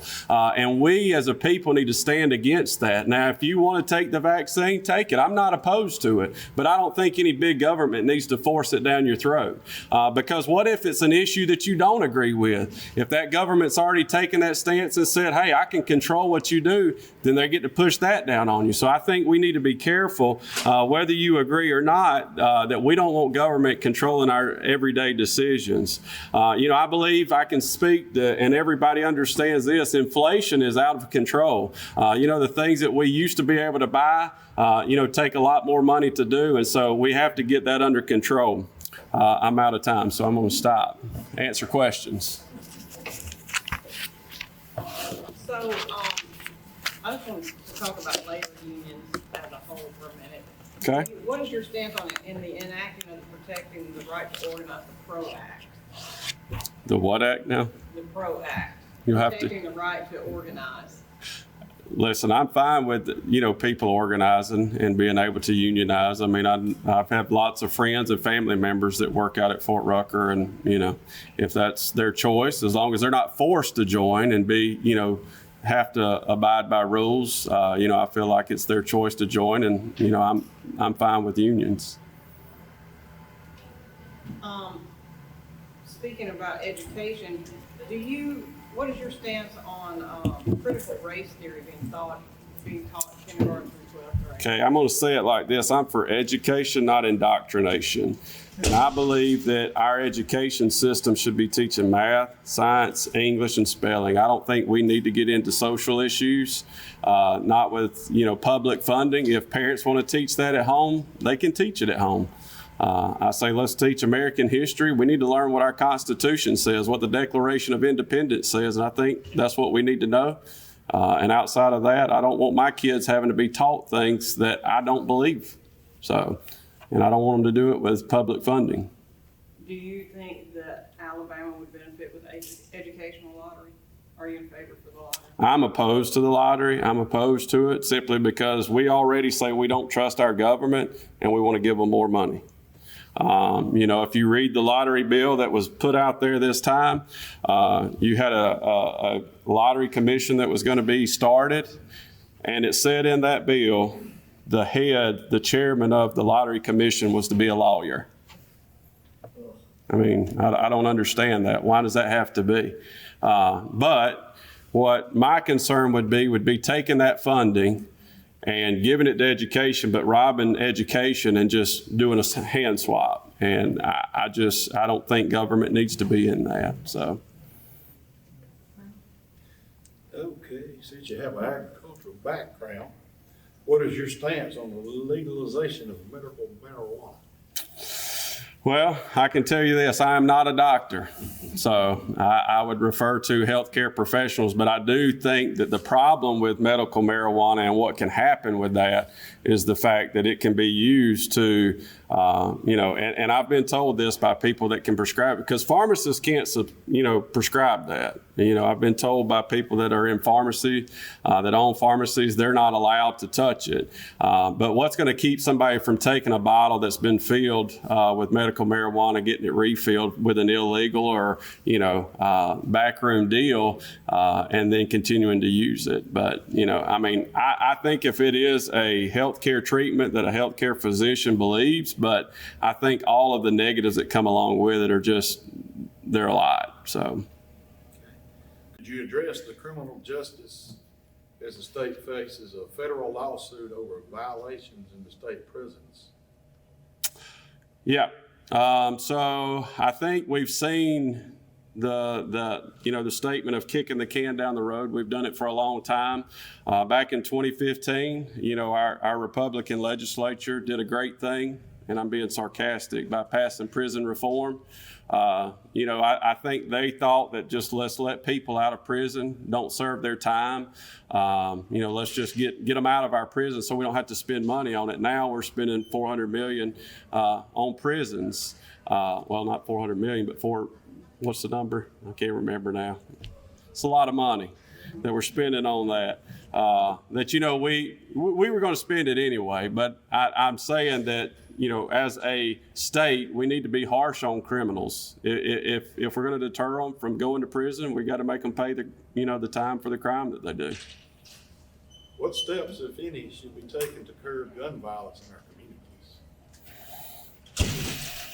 communities? I own guns, but I'm not tempted to go out and use them on anybody. I think as far as people go, it's unfortunate that, guns get blamed for the violence, but it's not the guns that kill people. It's the people that are using them on the other end of it. So. What experiences have you had that helped you deeply understand the mindset and values of another culture?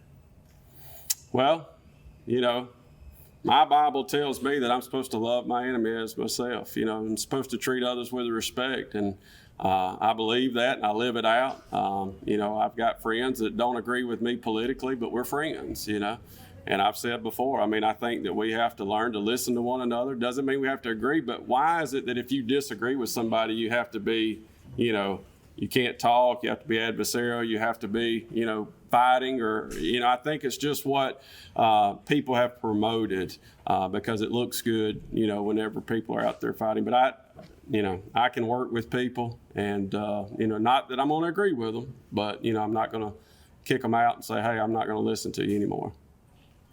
What committees do you feel you would be qualified to sit on in the legislature? Qualified, agriculture for sure. I want to serve on the military and the veterans committees. I've met a lot of good veterans here in our community that I believe that we can do a better job of serving and making sure that they're taken care of. And I would like to serve on those committees. How would you better fund the repair of state roads and highways? Well, as a commissioner, I get to see this every day.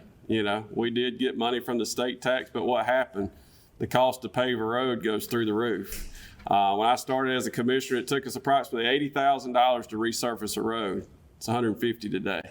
So, we can keep raising taxes, but until, inflation gets under control, we're going to have a hard time of ever keeping pace with the cost of what it takes to rebuild a road. But I'm for smaller government. I'm saying we need to be efficient where we spend our money. We need to figure out, where can we cut and where can we use that money best. I believe our road systems need to be graded.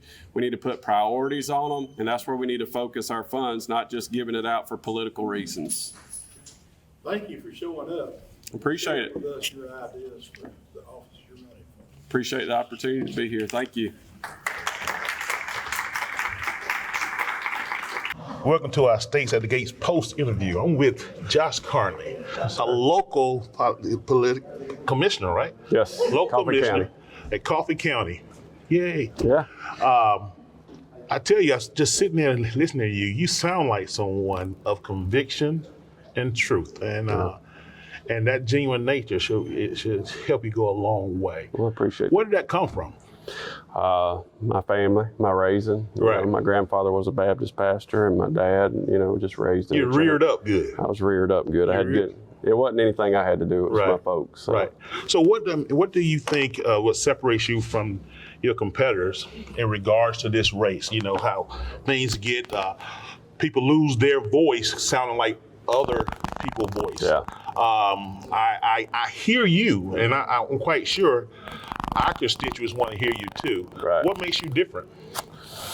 Well, I always tell people these cards are advertisements, and if you look at them, they all say very similar things. It's easy to stand up and talk. I think it's your actions and your history and the things that people say about you and your community, those that you've served and worked with. I think it's important what they believe about you. And, you ask what separates me. I truly know how to listen to people. And I believe that a government is for the people and of the people. And we need to do a better job as elected officials to listen to those. And people say that, right. But a lot of people go and forget who they serve. Lose their way. Yeah. And it's been hard learning as a commissioner. I can't always help everybody. Right. And it's uncomfortable when you say, I can't help you. Right. But it's, being honest with people. And those people I've learned, if you will respond to them, if you'll show that you will communicate and listen, they may not agree the fact that you can't help them, but they appreciate the fact that you take the time to listen to them. And so. In politics, as you well know, if you go in there and you're doing the right thing and you vote on the right thing, sometimes you'll be a one-term official. Is that something that you worry about? No. Are you a man of of faith? As men of faith, is that something really that you worry about? Not doing the right because I think that would be the greatest compliment to any person, whatever they believe, to say, hey, I went down because I stood up for what I believed in. Check your record, right? Because too many times people are still there because they, caved to what the special interests wanted. So if that's what Alabama wants, that's what they can have, but it won't be because of me, Well, I can tell you now, Judge, I'm at a Wiregrass and for right there in Sampson. I'm glad that you came here to the States at the Gate. Tell the people where they can see any of your information. We have a website, Carnley for Senate. 4 is spelled out, carnleyforsenate.com. You can go there and you can read a little bit about me. We have a Facebook page, and we try to update people on what we're doing.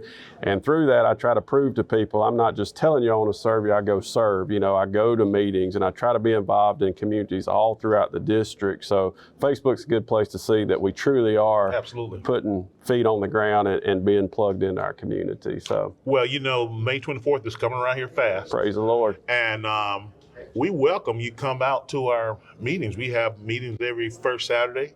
Okay. And you get with any of the GNCs or any of the elected officials. We'd love to hear how's it going right before the election. Sure. I'd love to come out and meet more people. Well, thank you for coming. Thank you. Enjoy some of that cake we got out there. I will. I already had the strawberry. It's good. It's good? Yeah, it is. All right, buddy. Thank you. Thank you.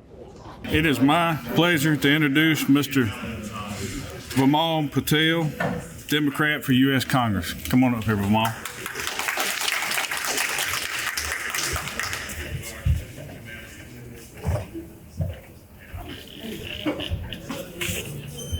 Good afternoon, everybody. How's everybody doing? Good. I'd like to take a moment and thank Frank, Michelle, Pucci, and Patrick over there for putting this together. If I miss anybody, I'm sorry, but this is a big room. This is a beautiful room. This is a room that we've invited both Republicans and Democrats to come speak. This is civil engagement. This is what we need. This is how we win. This is how America wins. So I want to start with who I am. I'm Vimal Patel. I'm running for the 2nd congressional seat that spans up from Prattville down to Dothan and Enterprise to Eufaula. It's a large area to cover, but we've had a really good time traveling in between.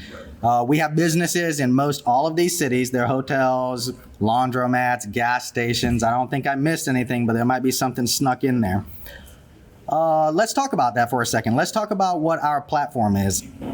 Education reform is definitely something on all of our minds. I think we've been talking about this for decades, and we take these small little steps towards it. No one really has a plan. It's more of just like, hey, let's talk about education reform. It's not an attractive topic to talk about, and the federal level has their limitations on what they can do. I'm not the federal guy to come and overstep into the state or local rights or parental rights. We can do this together, and I've learned a lot as we do the campaign trail of what we can do if we're together.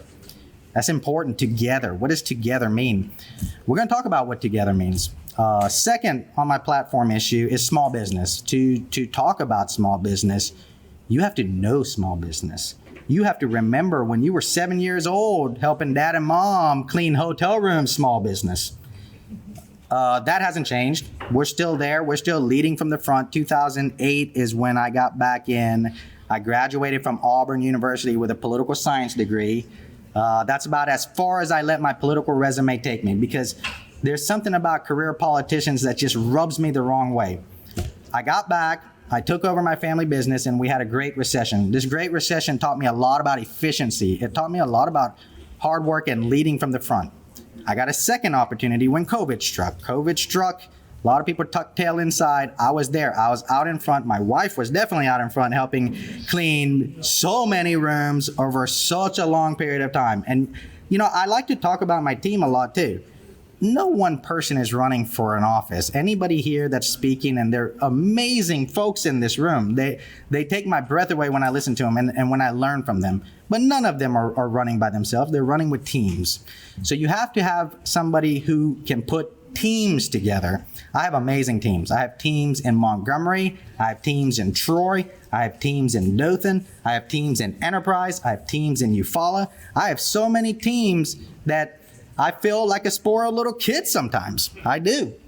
But I'm here to talk about those two things, and I want to talk about, more importantly, you know, how we can make sure that we all are cognizant of what together means, what bipartisanship means. I get given a list of items of what we talk about or what we hear about, and you always hear some parties and some candidates just stick to the script. Let's get away from the script. Let's focus on Americans first. Let's focus on what we agree on. Let's work on those things that we agree on, so we are not constantly pitting each other against ourselves. These two political parties, they got it down packed of what they want to do. Let's empower third parties. There's third parties out there that don't need to get 100,000 signatures to be on a ballot. Let's help them. Let's help them get on the ballot. Let's help them get on this stage and in this room. With that, I'm going to open it up to your questions.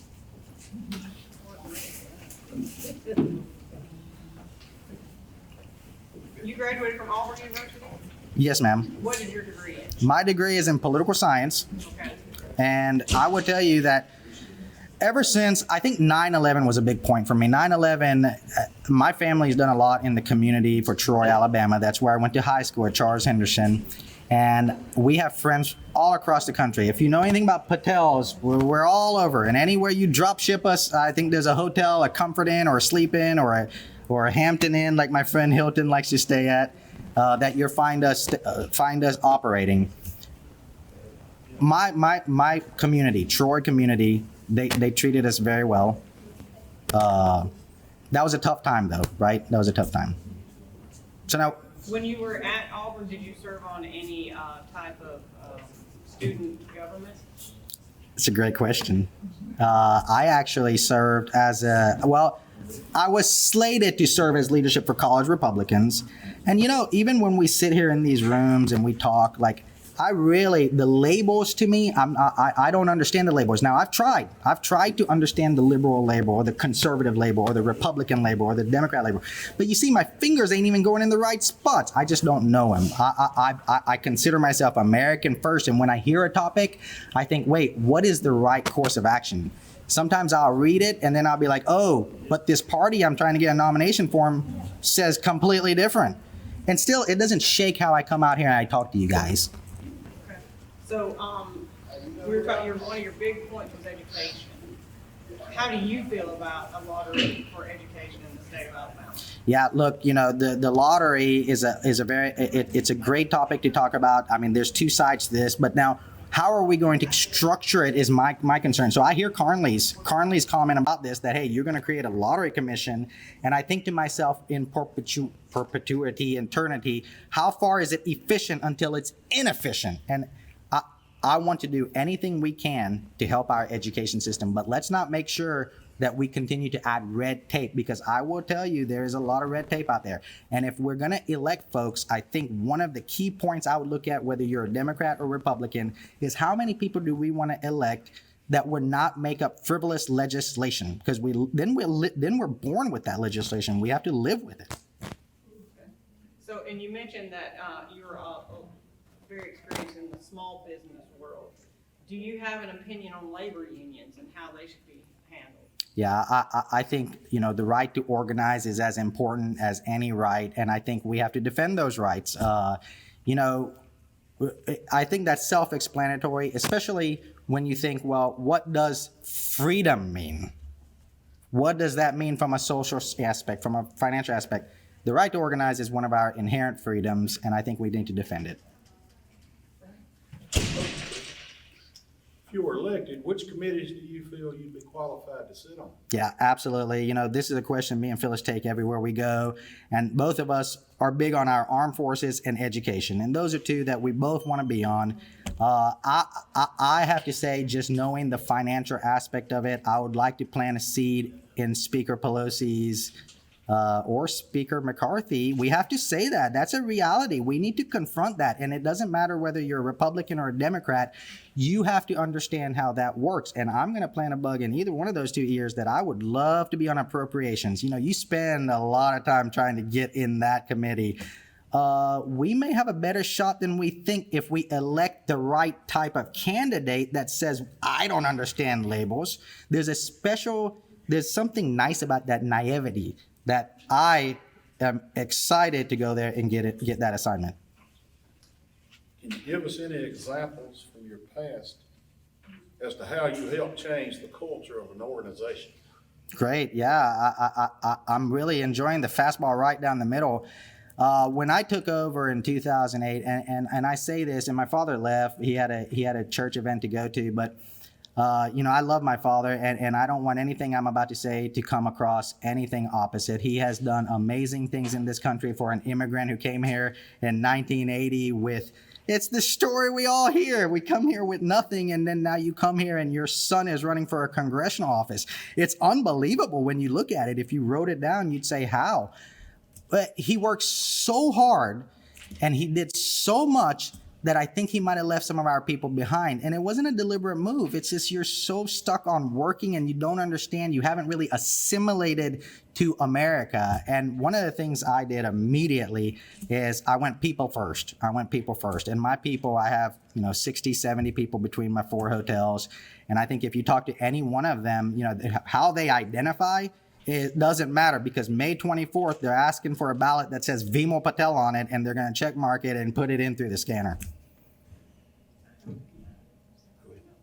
So you brought up that your father was an immigrant and came here legally. What is your opinion on this illegal immigration problem that we have in the United States right now? There is phenomenal consensus on immigration when we talk about illegal immigration and proper immigration. And nobody is out to say, well, here, nobody's defending illegal immigration so much as we're talking about how the immigration system is severely torn. Let's address that. Let's address the torn aspect and then try to figure out where we fit on the legal and illegal definition. Because when I look back, remember, immigrated in 1980, my father. I was born in 1984. When I got my political science degree, I looked back and I said, I think we made some mistakes a long time ago, and I think we fixed some of them, but there's some mistakes we haven't fixed yet. We need to fix them. I hope one of our next questions revolves around the medical marijuana, because there's something to fix there. We've shattered families. You couldn't make it up. 100 years from now, we'll look back and say, we really imprisoned somebody for 25 years for smoking some pot. And somebody would be like, we did do that. We did it. And we were happy about it because we haven't changed it yet, have we? Okay, what are the keys to translating your vision for America's future into action? Yeah, it gets back to the election. It gets back to who we're putting in office. And I would tell you, Republican or Democrat or Independent, there's a timer on that clock. There's a timer, and when you go out there and you can identify yourself as a career politician, strike one, strike two, strike three. We got to get them out. And look, legislating this, Frank, isn't going to be easy. If people in here think I'm going to walk into D.C. and legislate term limits, that's impossible. I'm happy to make 434 enemies, okay? But you got to lead by example. And the thing I love about the Wiregrass is we like to lead by example. Okay, can you describe some of your personal tools for dealing with adversaries? Yeah, the enemy of my enemy is my friend. The adversary part, I'll take a realistic approach and say yes. I'm sure I have enemies. I don't frame it that way. I'm a very positive thinker, and I like to reach consensus. So far, knock on wood, we've done really well in that aspect. There's really a handful of people, if that I can say won't return my call or won't talk back with me or whatever the case may be. And I would tell you they will come around as well, Frank. If elected, how will you gather information to vote on bills for your constituents? Yeah, that's a great question. Again, it comes back to what team you've assembled. It comes back to your own mental and social and emotional intelligence. A lot of times people tell me, they say, Vimo, I just don't really know how you do what you do when it comes to our business aspect, how I feel spiritually, how I contribute to my Indian organization as their vice president, et cetera, et cetera. And I tell them, I say, look, you really have to block off time. You have to have blocked off time. And then you have to have amazing people around you. And I do. I have amazing people around me.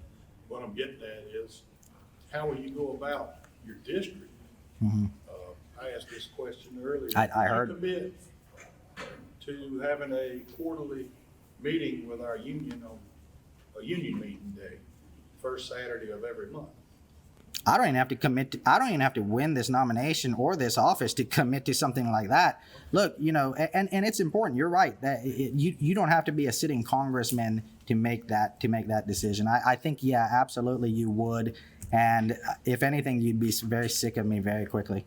What I'm fishing for here is, what is your plan for going about your district to meet with constituents to gather information? This is it. DC. Yeah, this is it. And we have some key level people. Now, they're normal people. They don't have this resume, okay? But like we talk about veterans, what do we need to do to help veterans? Well, you better bet your butt there's going to be a veteran dedicated in my office. Small business, you say, hey, what does that mean? What does a small business champion look like? It means somebody is going to be in my office that I know and I've instructed that you reach out to these small businesses and you tell them this is something they need to go after and get it. I'll give you a quick example. The state of Alabama issued out Revival COVID grants of $15,000. My Chamber of Commerce, which is amazing in Dothan, they shared the post. I looked at it, I did my research, and I assigned it. My accountant, I asked my accountant about this. I say, hey, just letting you give a heads up, I'm doing this. He didn't even know about it. How many small businesses did not know about it? What happened with that money? Where did that money go? I'm going to hunt that down for our district. I'm going to hunt down every single dollar, whether it's in control of Nancy Pelosi or Kevin McCarthy, and I'm going to bring it back to District 2. All right. We thank you for coming. Thank you. We're glad to have you.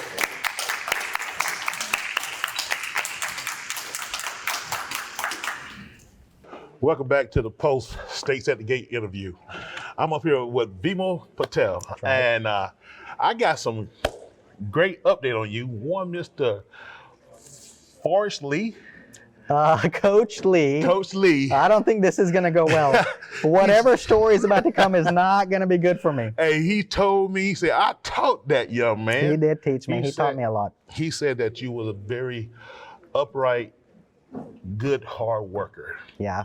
And, you know, the word hard work pays dividends in these days and time. That's right. I listened to your platform, and I know you have so much more to say. I do. Why now? Why do you think it's your time now? Why now for you? Great. And before I do that, Coach Lee plays a pivotal role. You know, you don't think about these things because that's the time when Coach Lee, he was a lot younger man back then. I was a younger man too. Yeah. And to this day, there are things that he said and he did that impact me. It impacts me in a very positive way. Discipline. You know, Coach Lee, man, there's discipline, and now he's gonna say, but Vimo, now you weren't the fastest. That's right. You weren't the strongest. That's right. But the best compliment he could have given me was what he gave you. Mm-hmm. He's a hard worker. A hard worker. Yes, he sir. stand by that with every meaning that he gonna serve you well. Yes, sir. So why now for you? Why now for me? I'm 38. Okay. Okay. You're not guaranteed anything in life. You're not guaranteed any days. I almost drowned when I was about 14. And I remember telling God, I told God, I said, there's so much more I wanted to do in life than this. Right. God gave me he gave me another opportunity. Now this isn't like a fly-by-night decision. I have a political science degree out of Auburn. Tracking. Since I was about 17, I said, I want to run for the congressional seat of my district. Absolutely. And everything I've done since then has been building up to that moment. Well, tell me some of the things that you've done to build up. Yeah, so, you know, you have to be engaged with your community so you know what the issues are in your community. All right. I'm in leadership for a lot of organizations, Gotcha. a lot of nonprofit boards, my Dothan Tuesday Rotary Club, the Alfred Saliba Family Services Center. I'm a former Saliba employee. Unbelievable what they do. Yeah, absolutely. It's unbelievable. Career and, development, making the unemployable more employable. That's what we believed in. And Belinda's an absolute force, and I'm sure she, you know, like, I don't know. I don't know what you do when it comes to the next step, because that's a worry for me. When I look at my generation or the generation after me, are we going to be able to fill the shoes before us? Have we been given the tools to do that? And so you ask, well, why now? Why now? And I say, well, education is why now. I have a 9-year-old daughter, and I'm not, you know, they need help. Our education system needs help so we can recover and rebuild. You know, a couple of the candidates who alluded to some of the question in regards to the lottery. Having stayed in Georgia for 21 years, I see the plus of the lottery in regards to education and how it just changes things, you know, immediately. I do understand the argument, like you said, on both sides, that we don't have the infrastructure to support and protect that type of money. Let's start there. How do you establish that type of infrastructure? Number one, we've got to rebuild trust in our state government, local government, federal government, whatever the case may be. When we talk government, we have to restore trust. These guys are trying. They're definitely trying. Are the institutions in place to make sure that happens? Are we at a stage where we can process the information? Because I can feed you information all day long. I can feed you statistics all day long. Mm-hmm. But if we cannot process it, then we can't move forward. That's something we need to do. And I know all my local governments here are doing outreach campaigns. So I'll bring up Fort Rucker to you. Fort Rucker comes to my Rotary Club and they say, hey, we want civilians on base. Absolutely. I was blown away. I said, what? I had no clue. I tell them, I say, I had no idea, guys. I'm going to make sure more young people know about this. You know what those guys did to me? What's that? They said, Vimo, we are inviting you and letting you invite, I don't know, like 10, 15 other people. For a tour? For an outreach of future, like the leaders, the young leaders. This was 3 years ago. The young leaders of the Wiregrass. I show up. I spent the whole day with our commander general. They flew me up in the Black Hawk or the what? I mean, I got chills in my face. Right. It was a whole day that was dedicated to that outreach, and that's just from me raising my hand. Imagine what I do when I get elected. You know, the stakes at the gate. You know, just the word stakes at the gate. There's so much at stake at each one of those gates, and this is why this platform is so important. Tell everybody, how can they learn more about your platform? And wrap it up, what would you do in your first year of office? Great. So first, I always ask people to go to my Facebook page, Vimo Patel for Congress, hit like, hit follow. That's really the best place you can do it. That place is me. That's me posting. That's not me hiring somebody to post. That's me. I'm posting. So win or lose, draw, when you send that message saying, Vimo, I like this or I don't like it, it's coming right to my phone. Second, I got it. I got a legitimate website. I paid a lot of money for it. It's called patelcongress.com. Right. I don't spend a lot of time perusing my fellow candidates' websites, but by all means, I want to be everywhere where we are. I want to be everywhere in front of us. And you mentioned, what do we want to do our first year? Your first year. The first year, we want to start addressing the small business concerns that we can find broad consensus on. There's consensus on both sides. I mean, you look at our communities, and I think there's things we can start right there that allow us to talk about more of these controversial topics. Right. You know, I asked some others, the Wiregrass and that have been a chief from the Wiregrass, is that it's been said, in order to do the right thing, you're going to be one of the shortest lived candidate ever, if ever elected. Does that bother you? Not at all. If you look at my website, I've already committed on what I'm doing. So you got 2 terms. I'm coming back home. I have a 9-year-old. I don't want to spend my entire life in DC. And you'd be surprised. I think we'll get lobbied a lot to make that next run. And now you'll be able to hold it to me on camera saying, you said 2 terms and you'd be out. I'll lead by example. The Wiregrass can do it. We do that in a lot of areas. And I'm gonna protect the Wiregrass 2 terms integrity. and do something local, maybe? Something local. The Department of Education is a real target goal of mine. I hope my legislation or my efforts can protect the Secretary of Education, and then I don't have to spend any more time helping those guys, and I can come back. Well, you just heard from the man himself, 2 terms. Hold on to that Wiregrass. Let's give it up for Mr. Vimal Patel. Thank you for showing up. Thank you for being here. Thank you, sir. Thank you.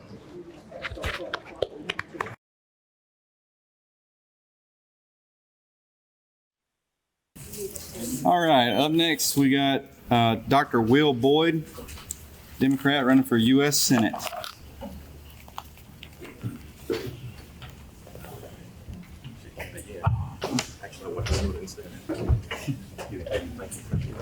Tell me when I get started. Start now. Good afternoon. I'm Will Boyd, and just want to say thank you so much for this opportunity to be here with you today. It's an honor to stand before such a great, honorable union. Before I go any further, I just want to let you know that it's an honor to travel the state with all of these great candidates that are here today, and we appreciate, again, the opportunity. I just want to pause and say thank you for all you've done. First of all, thank you for your support in 2018. When Walt Maddox and I ran for lieutenant governor, we were able to do what we did because of strong people like you working alongside us and in different areas. I also want to just say thank you. In 2019, I was allowed to be your keynote speaker for the Alabama State Council, and I just want to say thanks. Almost everywhere I travel, believe it or not, this coin goes with me. This is not the coin of either of my uncles who's a colonel or mobilization commander, but this is your coin. So I have it with me nearly at all times. I want to say thank you for all the work you're doing from a perspective of working in the fields that are in Florida, sugarcane, helping to operate airlines, helping to go and make sure that we launch, we soar, and we go places. One of the 2 things that really impressed me about your organization is the fact that you stress tolerances and also togetherness. You also talk about solidarity and the bonds that lie within. That is what we need across our great state right now that's so divisive. We need people like you and your organization to continue to push forward. So since 1888, 134 years, you all have been doing an incredible job with your union, helping out so many people across this great state. And that's why I want to partner with you to make sure in the U.S. Senate, I support the PRO Act. I want to make sure we protect the right to organize. I've traveled this state with not only people like U.S. Senator Doug Jones, Secretary of Treasurer, state presidents, and the like.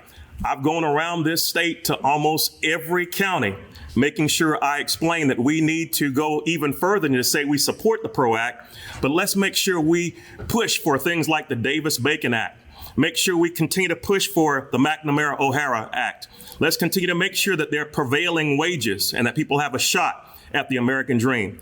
The main reason I'm running in this great state of Alabama is because I want every Alabamian to have a shot. And right now, The biggest issues we have relate to education, relate to our economy, relate to healthcare, and also the rights of voters. Let me pause and say we need to invest in Alabama. And right now we have an economy that some would argue is doing well.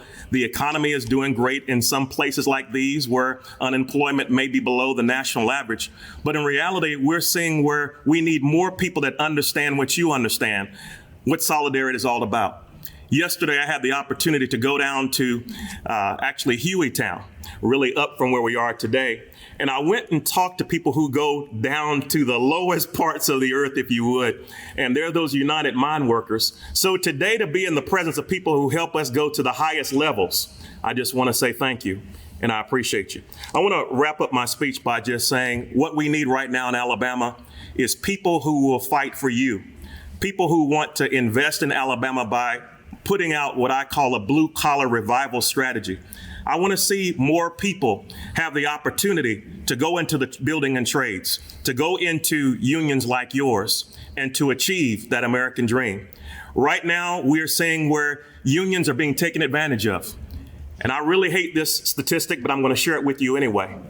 In Alabama, we have around a little over 100,000 people that are actually in unions. 5.9% of working people are in unions. That is our lowest since around 1989. Sadly, the problem we have is about 18,000 non-union people are enjoying benefits that come from your union, and they don't even pay union fees. We have to be concerned about that, and we need to make sure we have more union representation and get behind our unions. We want to oppose the right to work or any efforts to repeal or weaken what you have right now with your strong protections of your rights to organize. So again, thank you so much for this opportunity. And if I could, I want to pause and say I would like to entertain any questions you have, but we really want to see Alabama invested in, want to see Alabama educated with my Student Success Act, and we want to see voters have an opportunity to be able to speak up and not have like we have across this state, where even the African American voice has been diminished from 29% down to 14%. So may God bless the International Association of Machinists and Aerospace Workers, and may God bless this great union. You spoke about the PRO Act. Yes, ma'am. We're all about that right now. How does the right to organize affect economic and social inequality? Well, right now, one of the most exciting things about unions for me is you have led the way, even as it relates to equality in pay. Women still receive, even with the Lilly Ledbetter Act pushed, women still receive in Alabama about 83 cents to every dollar that male counterparts receive. It's unions like the IATSE, the International Association of Theater and Speech Employees, who have pushed things like you have in solidarity to make sure that women receive equal pay. So unions lead the charge. They're leading the charge in prevailing wages, leading the charge in getting us towards what we would recognize as a realistic living wage. And so that's the equality we want to see. Right now, we have too many people in poverty. 800,000 Alabamians are living in poverty right now. I left a county last night that almost everybody in the room was in as well, where we saw that there are at least 20,000 people who are living in poverty of the 105,000 people that are actually there. So this is what unions do. We need to see more high school students in a dual program where they're able to graduate from high school and walk right into an opportunity for trades. I've actually been a part of that. I've been in the training areas with the carpenters up in North Alabama, and I've witnessed them coming in to get that equal footing that they need. So answer your question one more time. We level the playing fields through unions. We give everybody that shot, that opportunity to do well. I heard you mention your Student Success Act. Could you tell me about that? I was a dean and a professor. I joke and say I have more degrees than a thermometer, but I wish I could get paid for them, but I don't get any payment for it. But BS is in engineering, MBA, a few PhDs, a doctorate in psychology, and some honorary doctorates as well. Just wound up with a lot of student debt that I need to pay back myself. But with all that being said, I want to see preparedness and connectedness. I think two unique things I mentioned earlier about you are tolerances and also your ability to bring about that togetherness. But the two key pieces of my legislation are preparedness, taking people who are coming into college with 090, or let me back it up and just say little or no opportunities to study calculus. Maybe they don't understand trigonometry as well. They go in with that lower level first, train in their first year, 090 math, 090 English. Then they go into 101 and they're able to succeed. That's the preparedness part of it. The connectedness part of it comes in with the unions. If you know that someone has an interest in working in a particular trade, maybe they want to learn how to TIG, MIG, maybe you want to learn how to weld in a different way, you partner them up with somebody who's already in that field.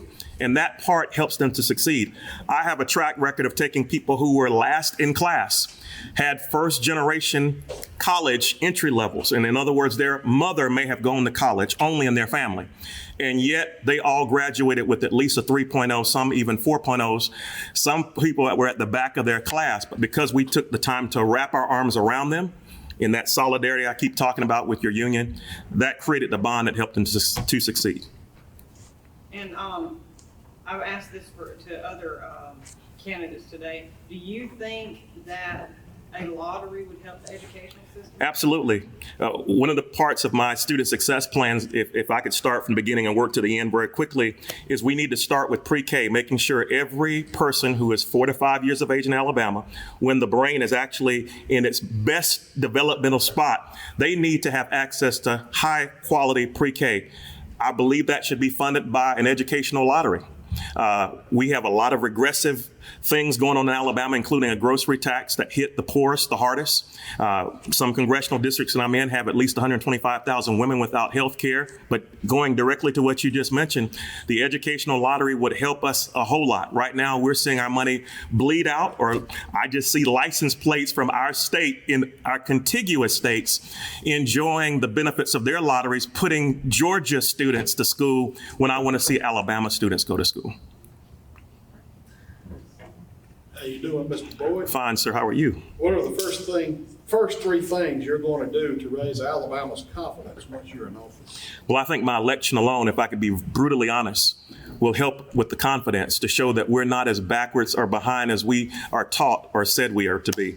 I think my election would show that we have the ability to put a Democrat in office, not just push all of one particular party through. I would be the first African American to not only receive the nomination through the primary, but actually to be the United States Senator for our great state. That shows progress. I would be a pro-labor person in office. That shows progress. You wouldn't have to question where I stand, where I believe, as it relates to rights to work or rights to organize. You know where I stand. As far as being a person who's progressive minded, I think that would, again, send a sign to our great state that we are doing something special. So again, those are ways that we can show our state how far we've gone. What are the most important qualities or skills you look for in the people you want on your senior leadership team? I wrote 3 books that are available on Amazon. No, I'm not trying to push the books today. One of the books I wrote is Can You Hear Me Now? And I talk about the importance of your core values and your beliefs, making sure that you're able to do what you say. When I worked, believe it or not, I have an engineering degree, and I spent a lot of time in the United States and in different countries. And one of the things I pushed for was ISO, International Organization of Standardization 9001. I made sure people would take quality manuals and do what they said they should do. I made sure people followed procedures. In addition to my engineering and managerial responsibilities, I made sure that people were able to commit. I want people who are going to say what they're going to do and follow through with it. I have a very low tolerance for people who speak a lot but have little action. Matter of fact, I pastor a 162-year-old church. I'm a bishop to churches worldwide. You know, I'm an engineer as well, and I do other things. But my deacons and staff will tell you, even at church, that when we're doing work outside or we're doing work anywhere, I love to shake hands and kiss the babies. But I don't like to do a lot of talking. I like to do things with more of the action. So that's the way I am. I want less talkers. I want more action-oriented people. Tell us about a high-performing team that you've built. Well, I have a international team right now as it relates to ministry. That's comprised of people who are doctors in the medical field, as well as people who hold degrees in several other areas. They're blue collar workers, they're white collar workers, they're males, they're females. They're experienced, some many more years and some older. Most of the people on my teams are actually probably median age somewhere around 60 to 70 years old, all phenomenal people. They're almost like SCORE that we talk about in the business world, a society of really people who are retired educators, retired experienced people. I have a team of people around me who are internationally able to work across international lines and do very well. We do well with communication. We do well with obviously reaching out to the needs of people. And we push what I call high levels of servant leadership. And that's what we're all about. I've done it also in the business world. I taught as a business professor, and I've helped people go out to establish their own teams, from a person who's opened an art gallery up to people who've opened businesses that have done very well, including multi-million dollar businesses of minority-owned individuals. I've helped them to go from the ground up to do very well because of the teams that I've had working with me. One of the reasons people laugh at me all the time is I use the word we quite a bit. I believe it ought to be about a team and not about me. Everything that I do, that's just me, all right? But when I talk about the team, it's about us all working together. What are the most important principles you follow in governing and leading the team? Well, I just mentioned servant leadership. It's important to make sure you listen to people. I'm running to be a voice for the voiceless. I always put myself in other people's shoes. My parents taught me that every person that I meet is in some way my superior.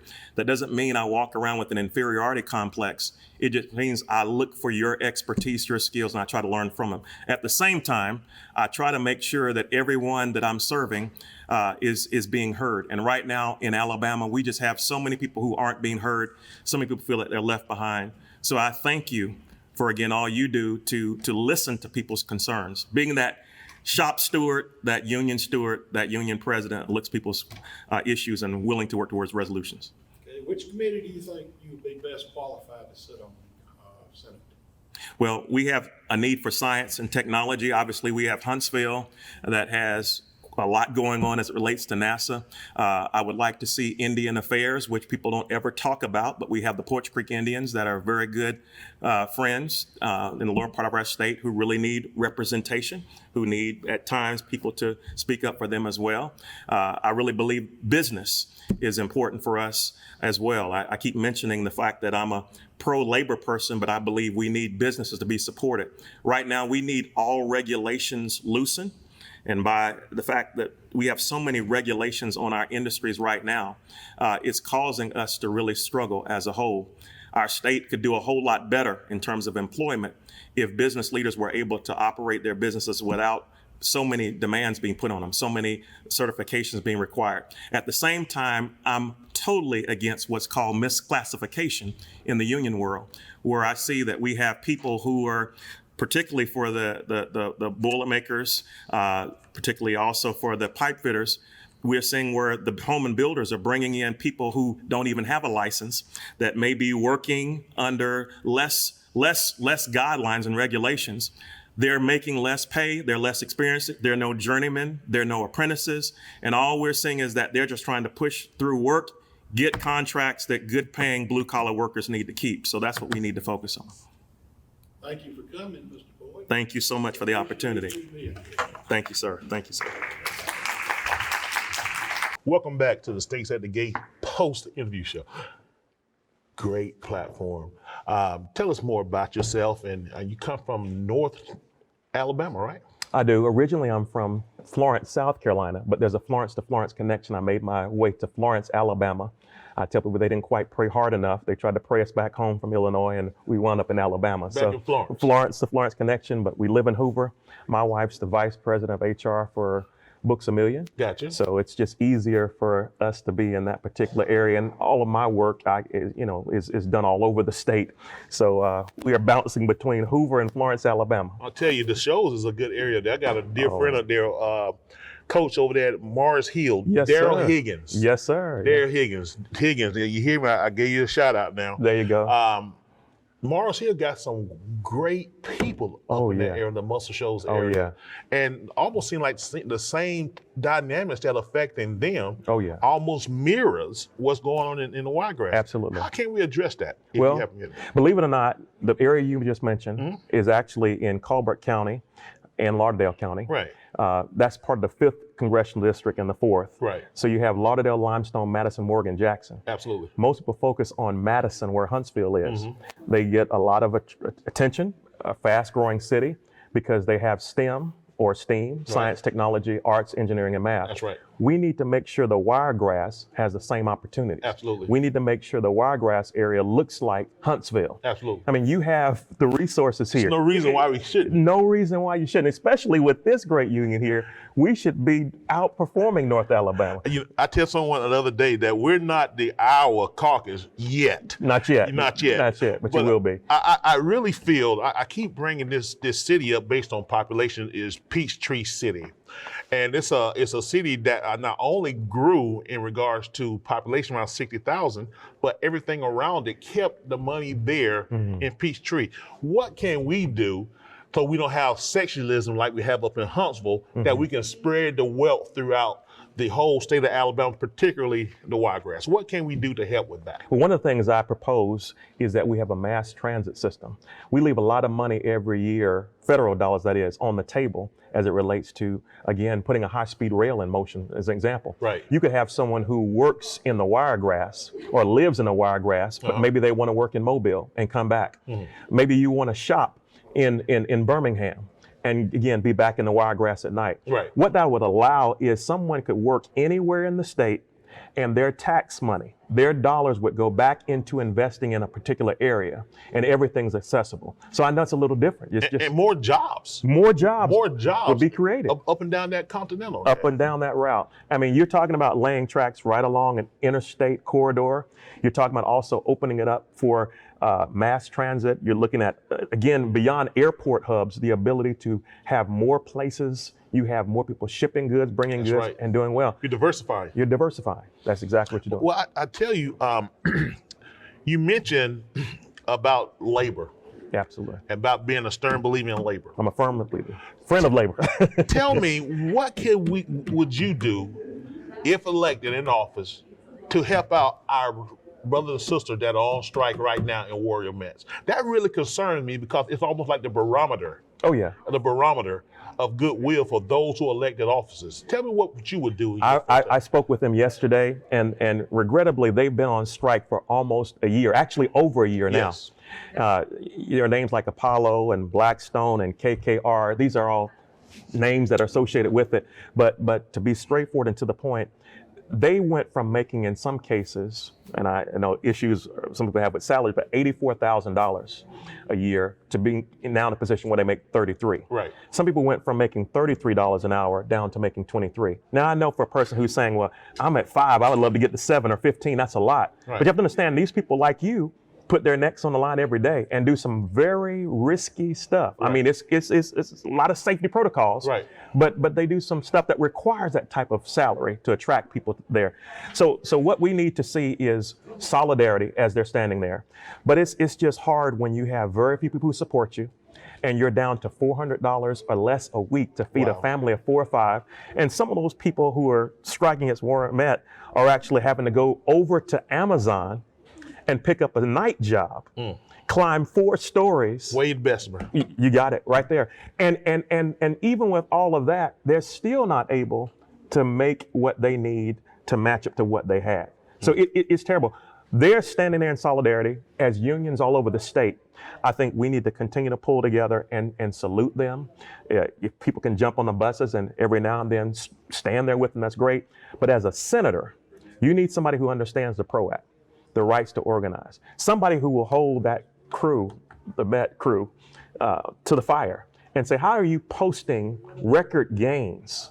And that the people are actually, because of scabs going through, because of strike breakers, because people are being brought in from other areas who are coal-minded out of the state, you're still looking at people who you know are experienced on that job unable to go in and work the way they need to. Well, you had something that you had a while ago. Yeah. That is very important to me. It's very important to you. What you had? Let's see if I can get it out. I'm carrying so much in my pocket here. Let me see if I can Right, find it. All right, right. come on. There. It's not a nickel, not a silver dollar. Look at this. Everybody don't get that. Everybody doesn't get this. Look at that. This is the Alabama State Council of Machinists coin, Alabama Star, of course. You recognize that. I am, and I'm just so honored to have one of these, and I thank you for allowing me to be a friend. We thank you for coming. Yeah. Thank you for coming, and good luck. Thank to you, everybody. Chairman. Appreciate you. Thank you. Yes, thank sir. you very much. Yes, sir. Wait a minute. I saw something on you there. I saw something. What? It's my pleasure to introduce Democratic candidate for Alabama State Governor, Chad Chig Martin. Come on up here, Mr. Martin.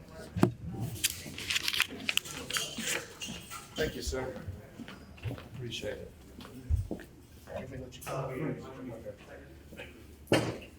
Thank you, sir. All right. Can you hear me okay? And the first answer to the question is no, the rodeo's not in town. I'm candidate for governor right here in Alabama. Chad Chig Martin. I'm from this big city y'all may have never heard of called Enterprise, Alabama. You know, some people stray over there from Daleville every now and then. But so I was born right here in the Wiregrass. You know, and let me just first say this. When you're running for governor, it's a completely different position than any other position in the room. You represent all the people of the state of Alabama, and you have to know a little bit about your governor. Well, I was born right over here in Enterprise. At that time, it was Gibson Hospital, and now I think it's Humana. It changes so often I can't remember. But my mom and dad, I graduated Enterprise High School. My mom started a little trailer park out in the country over there, Martin Mobile Homes. Been out there 55 years. I run it now because unfortunately both of them passed away. Well, got a football scholarship up to the University of Tennessee, Chattanooga, and just helped my entire family out, paid for my college. And I got up there after about the first month, and you know, back in those days, you dialed 0 to call home, and they said, you got a collect phone call from Chad. You know, you never call collect unless it was an emergency, because you'd get to hear how expensive it was. And I told my mom, I said, hey, I'm ready to hang this stuff up here. I said, I think I'm just going to go down there to Enterprise State Junior College. And she said, no. Said, you sign that paperwork with them, and you're going to work, and you're going to stay there, and you're going to complete it. And I did. And you know, just like your mom always does, she knows right. I stayed there, graduated, and the first thing I did, I came right back home to the Wiregrass, and I had big dreams. Let me tell you, I was going to conquer the world. So there I find myself a month later, going door to door selling Electrolux vacuum cleaners, cleaning people's carpet, trying to hustle them a vacuum cleaner. And I did that, and I did my best, and then I got another opportunity in a sales job, and make a long story short, I ended up in the industrial supply business. And that's where I was introduced to this contract that you support out here. And I've dealt with it so long, and I'm sure some of y'all I couldn't even tell you how many name changes there's been over 30 years. I get confused. I think I can remember back to DynCorp. How long ago was that? About 20? Yeah, I forget. But it even goes farther than that. Well, my dad and mom are from Covington County, Alabama, and they moved over here. And the first thing my dad did was he was an aircraft mechanic. And I believe, and I wanted to ask y'all this, I believe it was Hayes in the 70s. Is that right? And so he worked there, ended up being part of the first team that put together the helicopter out at the aviation college that they had sitting out there by the road. So it goes in my background a little bit, this place out here at Fort Rucker. My daughter right back here, and by the way, I've been doing this 3 months, and this is my first events last night and tonight in the Wiregrass area. So it's the first 2 times I've had my daughter, Anna, with me, but she has a female-owned business that she has been able to conquer and live her dreams as a 51% or more owned woman-owned small business. And she hustles for this contract. We know this contract. We know that this contract energizes this community. We know that restaurants, retail stores, industrial companies, service companies, they all depend on this contract right here. And one thing I'm going to tell you as governor, Unlike a lot of people in this room, this is my home. This is my home area. I know what this contract means. I know what IAMAW means. And it means if you guys are not here, this community is not the same community that it is. So what am I going to do as your governor? I'm going to fight to expand aviation right here on this base. We're going to get more contracts from different branches of the military. We want it all. We want the Navy aviation. We want the Air Force aviation. We want Marine aviation, Coast Guard. You know what? I want all those people to be union members here and strengthen this union and make you guys stronger. Why am I a good candidate? I'm a good candidate because of this union right here. In dealing with this place for 30 years out here, I've learned a few things. First of all, you better be exactly right on everything you do, or you will find out about it very quickly. If it says it needs to be 7 1/8 inches, it don't need to be 7 1/4. It needs to be 7 1/8 inches. When you tell them out here that something's going to be there in 3 days, it better be there in 3 days. It better have the right part number on it. It better have the right purchase order on it. And what I'm getting out here is that's what I've had to base my life on is that kind of quality and work. And all I can tell you is you're going to hear a lot of political stuff all day today, but I'm just a guy that lives in this community. If elected, I will support this union. Does that mean I'm over right there? I got 2 minutes. 2-minute warning. So, good Lord. Or we can just ask a question. Yeah, let's get to the questions. I thought it was over then. I shut down. I'm like in a zombified mode when I get going. Yeah.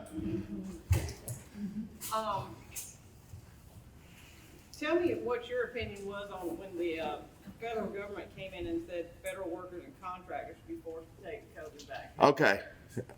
And I can tell you this, one thing I am very, very proud about because it's documented before all this COVID stuff.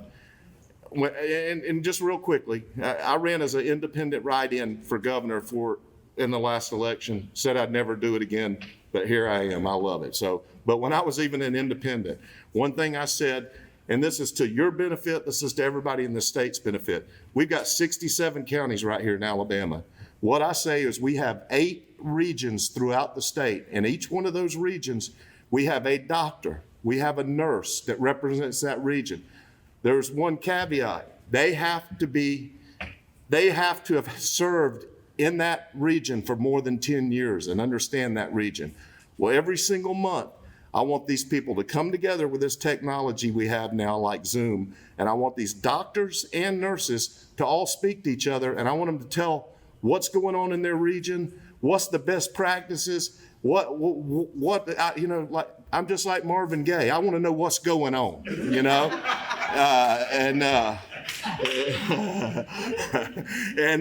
you know what?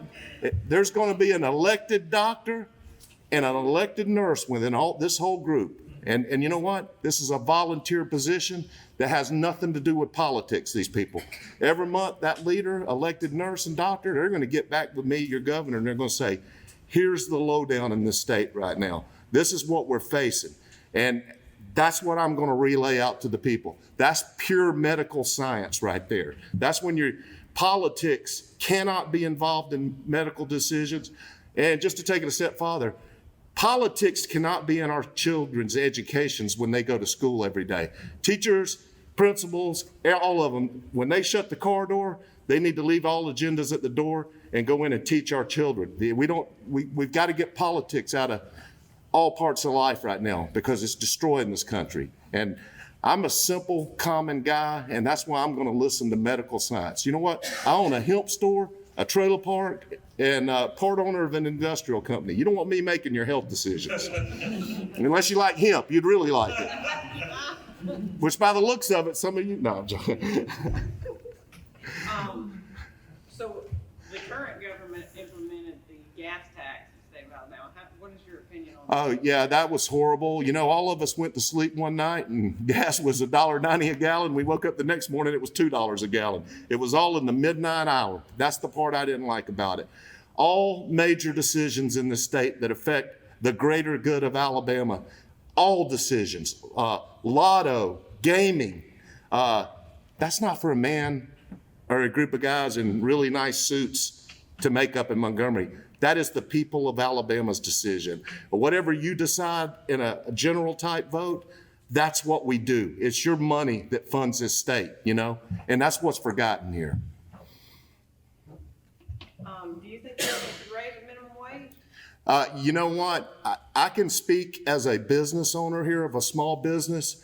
Our lowest paid employee, and these are family-owned small business, and this is a 20-year-old employee, we pay $14 an hour to our lowest employee. Because how can I expect somebody to be successful and stay with my company, trying to live on minimum wage? I can't.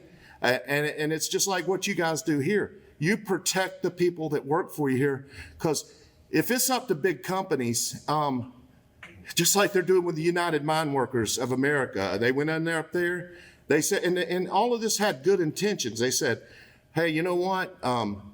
We're struggling right now in the mining industry. We need this union to drop wages $5 an hour. Well, they did it, but it was supposed to be once they got back on their feet, they got their money back. Well, guess what? They got back on their feet making tens of millions of dollars in profits. Guess what? Those workers don't have their $5 an hour back. And guess what?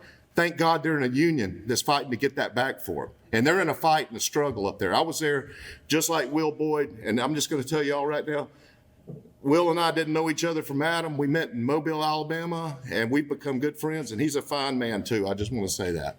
But yeah, we got to have unions and the private sector in the United States of America have to coexist. And you know what? As a governor, I got to work with the private sector and I got to support unions. That's just the facts of the matter. Okay. What are your economic plans to put the state of Alabama in a better financial situation? Well, there's one good thing to my loud mouth that I'm good at. I'm not good at a whole lot of stuff, but I'm good at driving business, believe it or not. You know, I've always been a guy that's been able to go sit in a meeting with guys in $5,000 suits, and I go in there in my blue jeans and people say, you're crazy. Because you know what? At the end of the day, it ain't about all that. It's about communicating with people. It's about having plans. You know what I mean? It's just like what you guys deal with here. And somebody even said it earlier. Everything I do is got to be fair for both sides. You know, there's always a good middle ground, and that's what I do. But to answer your question, what am I going to do that's going to fix this state?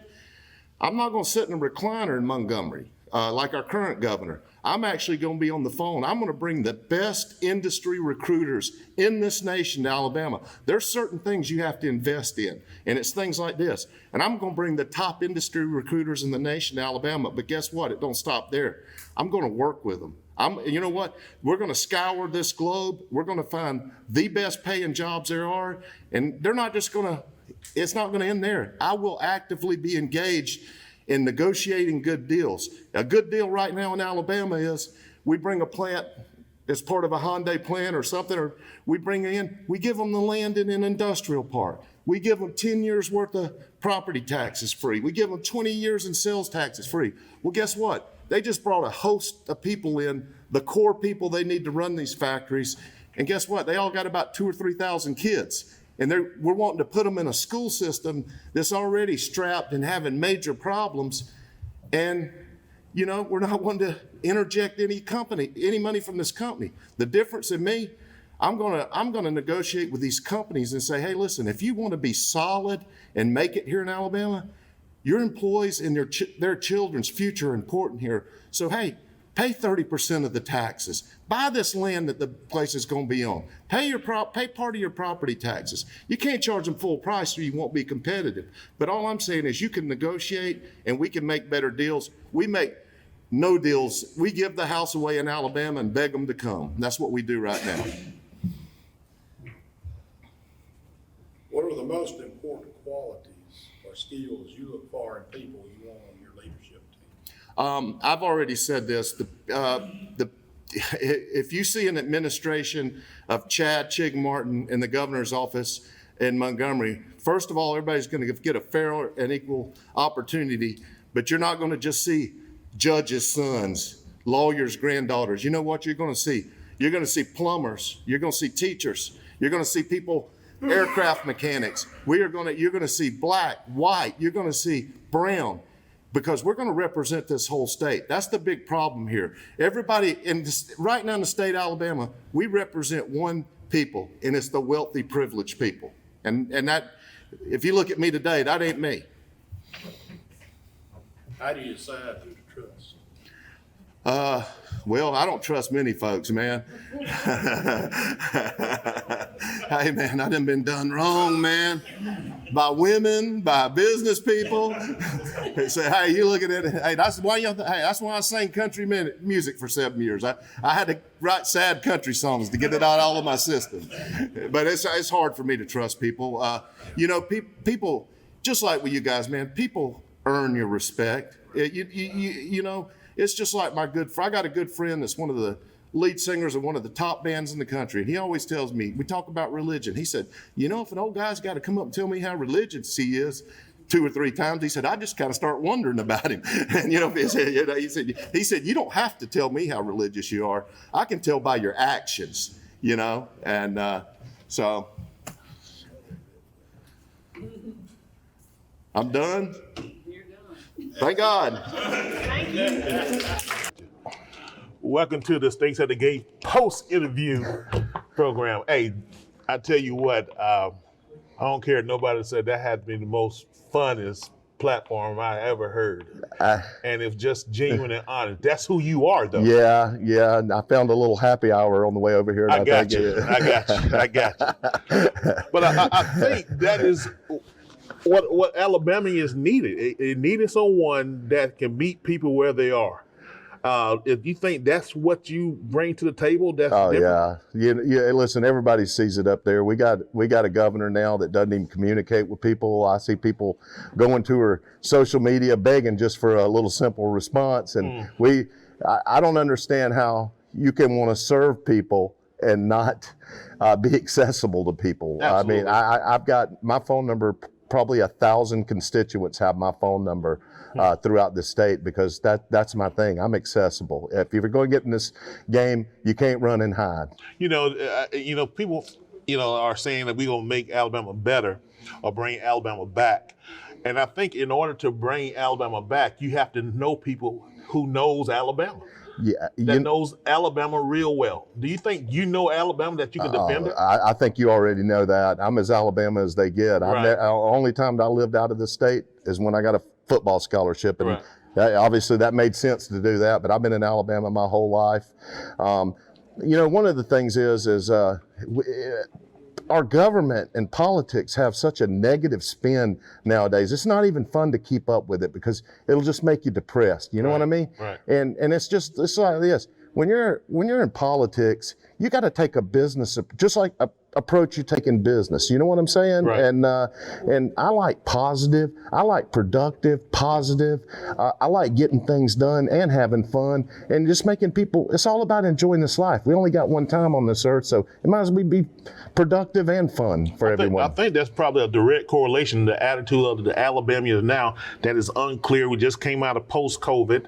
We have seen people get terminated and people defining who are essential workers, like our commercial states. And we are probably in trying to get our sea legs back, because we've been, how can we do that with Alabama? How can we get back on track and represent the Wiregrass, who I feel like oftentimes is not in Montgomery, is not represented? Listen, and it's funny you say that, and this is just a tad off the subject, but it's just like on Sunday mornings, we all get up and we all flip on the local TV channel, and it says Outdoor Alabama or all things. Man, I don't ever see one little show about nothing from the Wiregrass area. Right. Have you ever noticed that? Right. They talk about all parts of this. Red Holler. Yeah. Oh, yeah. Now you're talking legends. That's now right. I'm not worthy of that now, Yeah. but no, I love Red Holler. Yeah, But, we need to go back. Yeah. Who is representing Alabama? Yeah, it's right now who's representing Alabama is about 10 or 12 special interest concerns. And and listen, it's just like me. I'm a guy that every dime I have in my campaign is from citizens giving 5, 10, 20, 50. Thank God I had a few people in my life that have been successful. And you know, I say this actually with pride. One of my football coaches that recruited me in college, man, he was from Pennsylvania, and I always give him a hard time because he came right in here to Alabama and recruited me in high school. And he was just getting started in coaching, and I was one of the first players he'd signed. Well, he coached me at Chattanooga, and now he's an offensive line coach for the Baltimore Ravens. And he sent me my biggest contribution in my campaign, but he could do it. You know what I mean? And he knew he could do it, and he got me a little bit. But besides that, my biggest contributions are $300, $250. And here's the difference. Kay Ivey, she doesn't have to work for any of this. She's had 5 or 6 contributions that total $6.6 million. But here's the part about it. Because of those contributions, chemical companies are pumping water into the rivers and streams up there. And I'm telling the truth here, like Lawrence County, Alabama, a family can't even go in there and turn on their faucet and wash their dishes or take a shower in this water. The whole city's inundated with cancer because they've been drinking bad water for years and years. Guess That's what? the city outside Demopolis, right? Yeah, You're talking yeah. Oh, and it's that whole area. And you know what? I mean, that's just not right. And all that's getting overlooked. Because it's getting overlooked and intentionally because that special interest money is covering it all up. Well, I've told the people in Lawrence County personally, in places like that, some of the first things I'm going to be doing is getting places like that the basic essentials they need to live life, like water to them. I'll tell you, in a minute or less, tell me why they should vote for you. Well, I'll tell you why they should vote for me. I'm a one-man guy. I don't have a campaign team. I don't have a campaign manager. What you see is what you get. The few people that do help me in this state are volunteer advisors that all work for a living and don't get paid one dime. What you're getting from me is real.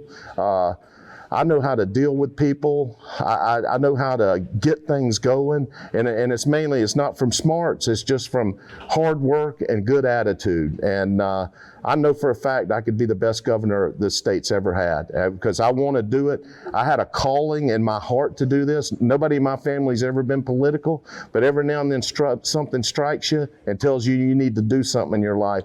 And I tell people this, you can't even believe the nasty comments I get all the time, daily. I tell people, they'll say, you're not going to win. I tell them, there's no way I lose because you know what? I had a dream to do this and I did it. So I cannot lose. Yeah, you winning that. I've already won. I did something I wanted to do in life. I can't control the outcome. I can just give it my best effort. Chig, I appreciate you showing up. Yeah. Thank you. Good interview, bro. Yeah, thank you, man.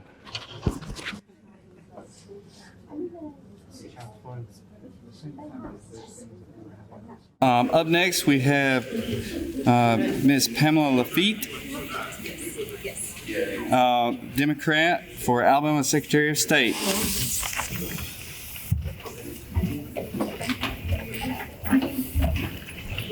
Good afternoon to everyone. Good afternoon. I am Pamela J. Lafitte. I am the Democratic nominee for the office of Secretary of State for the great state of Alabama. Thank you for having me here.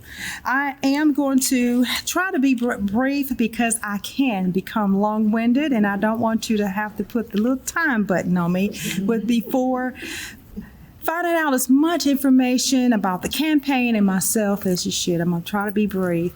I am born and raised from Mobile, Alabama. I am presently a corrections sergeant at the Mobile County Sheriff's Office, which has the Metro Jail part of its administration.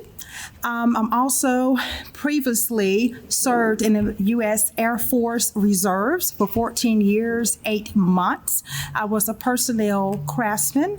I was actively involved doing the Operation Noble Eagle, Desert Shield, etc., mobilizing a lot of our service members overseas and coming back, and etc. I also worked as a substitute teacher with the Mobile County Public School System as well, educating the kids, carrying forth the curriculum of the educators as well. I have and I am involved in several different organizations, but if you'd like to know what those organizations are, feel free to go to the website to learn a little bit more about myself and within the campaign. I'm going to go over this. I brought this up. I did leave some over there as well. I have my platform, which is number one, automatic voter registration is one of my top objectives. As one reason I want to focus on that is because once someone who is actually in high school or visiting one of our government buildings, I want to make sure that they are automatically registered to vote instead of mom, dad, of someone who's a stranger coming up to them, asking them to go ahead and become a registered voter, or asking the question if they are a said registered voter. Also, curbside voting. I state that it should be allowed for our elderly and handicapped voters with proper documentation. We've seen during the pandemic that the opponents have, and the governor has signed bills into law that actually went against curbside voting. But that was for other reasonings, but I believe that our elderly and also handicapped need to have special attention. Also, today, I want to stress that Alabama needs a different way of conducting its business, because through the pandemic, we have actually seen where businesses throughout the nation and country had to actually readjust their business-friendly objectives, which means that if you want to order something from a fast food restaurant during a pandemic, you were able to call on the phone or go through their app and pull up to a slot where they have designated for you to go ahead and pick up your order and prepay and etc. And I think Alabama needs to get spun up on what is actually happening in the business arena and world today. Also, I believe that we need to have early voting. I want to have early voting, which is actually on Friday, Saturday, and Monday prior to our grand finale election day on Tuesday. Reason being, we do have a law that does state that the employer should allow their employee time enough to go to their said poll site to vote. But I have experience, and I know many more working voters have experience where the employer has a problem with letting that employee go because of whatever reason. It may be short staff, maybe because I'm paying you to be here and not at the polling site. It may take longer. I don't know what the reasoning is, but a lot of people get discouraged and they do not get a chance to vote. And then also, it's not that myself or a lot of more voters like yourself, you may not want to be told exactly how you should cast your vote. And some employers are trying to push that you should put in an absentee ballot. But if that's not the way that you as the voter would like to vote, I don't think that that should be the way it should be allowed.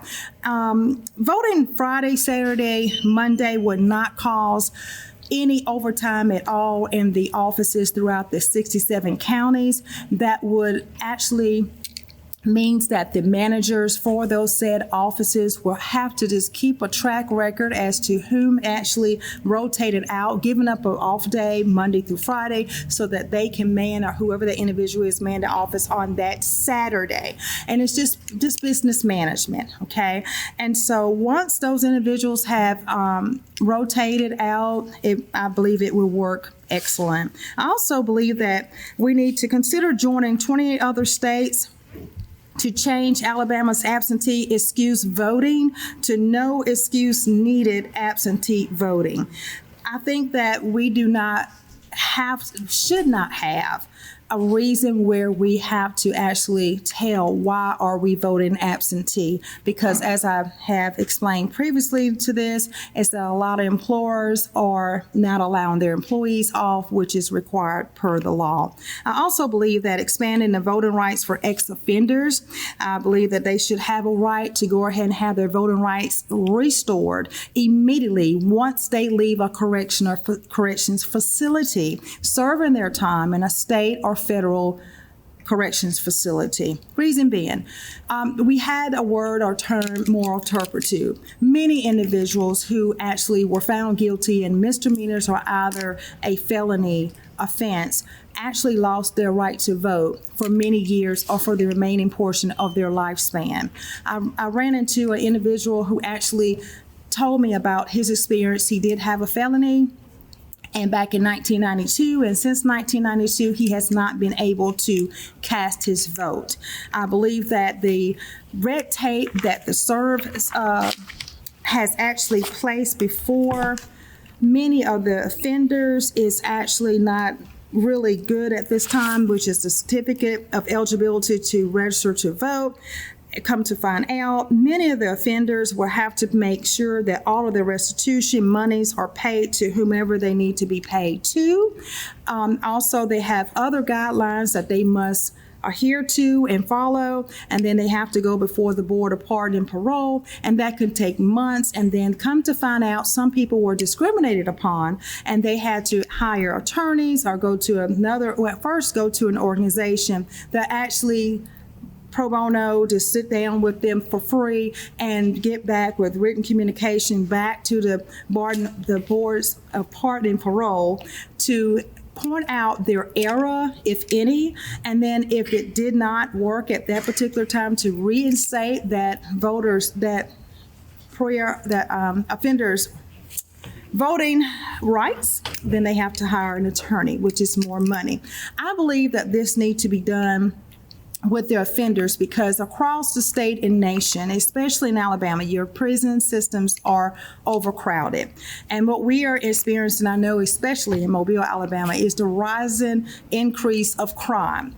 And what I do realize is that a lot of the offenders feel that they do not have a welcoming, I wouldn't say a welcoming party, but they're not welcomed back into the community. And one was because it was hard for them to get an Alabama driver's license because they needed to pay their fines for restitution. So then if they couldn't get an Alabama driver's license, they couldn't fill out the application for employment. So what do? They go back to what they know. And then you have what's called the recidivism. They're going back into the community, committing more crimes, and back to where we see them in the jail system and back to the correctional facility. So I believe if you work with the offenders who are coming out, I believe that we will get somewhat more of the productivity from the offender back into the community itself.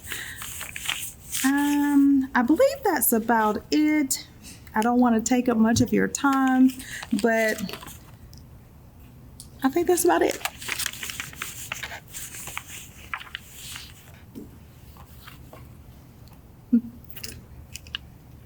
We have a couple questions. That's fine. Yes, ma'am. So you talked about automatic voter registration. Yes. How does that work exactly? We will have to have a team that will be placed put in place, and actually we will have to get with the Board of Education for the entire state, and also with our private schools as well, to see what and who those individuals are who, when they meet those particular age requirements to become a registered voter, then we need to go ahead and automatically place them in as a registered voter. I also believe that we need to stress voter education and voter registration as well, because right now with the last bill that was just passed, House Bill 194, by one of the opponents in the Republican race, it actually dampens the voter education and voter registration that will be coming forth for other organizations and across the entire state, whether they're on university campuses, whether they're throughout the 67 counties of Alabama, Secretary of State's office, probate judge, etc. So we will have to find out somehow through the Board of Education how we will actually stress voter education so it's not fail by its wayside. And with the current voting laws, how do you maintain the voter integrity? I know that I heard someone say earlier today that Alabama doesn't require audits of the voting after the votes are over. Would you implement some type of an audit? How would we maintain that integrity? If that is what the voters are requesting or asking of, that is something that I am considering putting in place, because my voice would be the voters. And in order to make sure that the voters will actually trust the system and process at hand, I believe, just like in the military, you have a system of balance and you have a system of balance. You have to have someone to go back and do what's called an audit. And I do agree with that. You should. Okay, on that subject, have you ever heard of the ID scanners for the driver's license? The ID scanners for making sure that every voter has a ID in order to vote. Is that what you're speaking of? No, I'm talking about like where we go into Fort Rucker. If you're going in as a visitor, they can scan your license and it gives them all your information. Say at a polling place, have the scanners to make sure that whoever holds that license only votes one time. I've heard of instances where people let friends or relatives who like haven't got their voting rights back use their driver's license to go to a different precinct and register under that driver's license.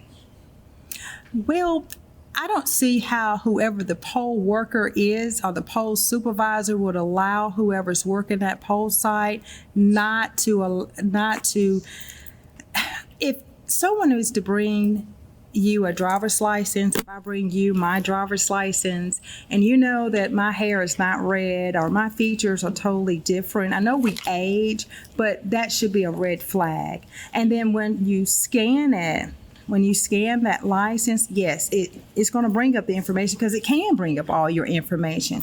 But I fault the polling supervisor of that poll site as well as whoever that said individual is. They are guilty for not making sure that they are adhering to the laws that are in place and implemented. What I'm saying is, with a scanner, if you do an audit, it'll show you how many times that license was used to vote.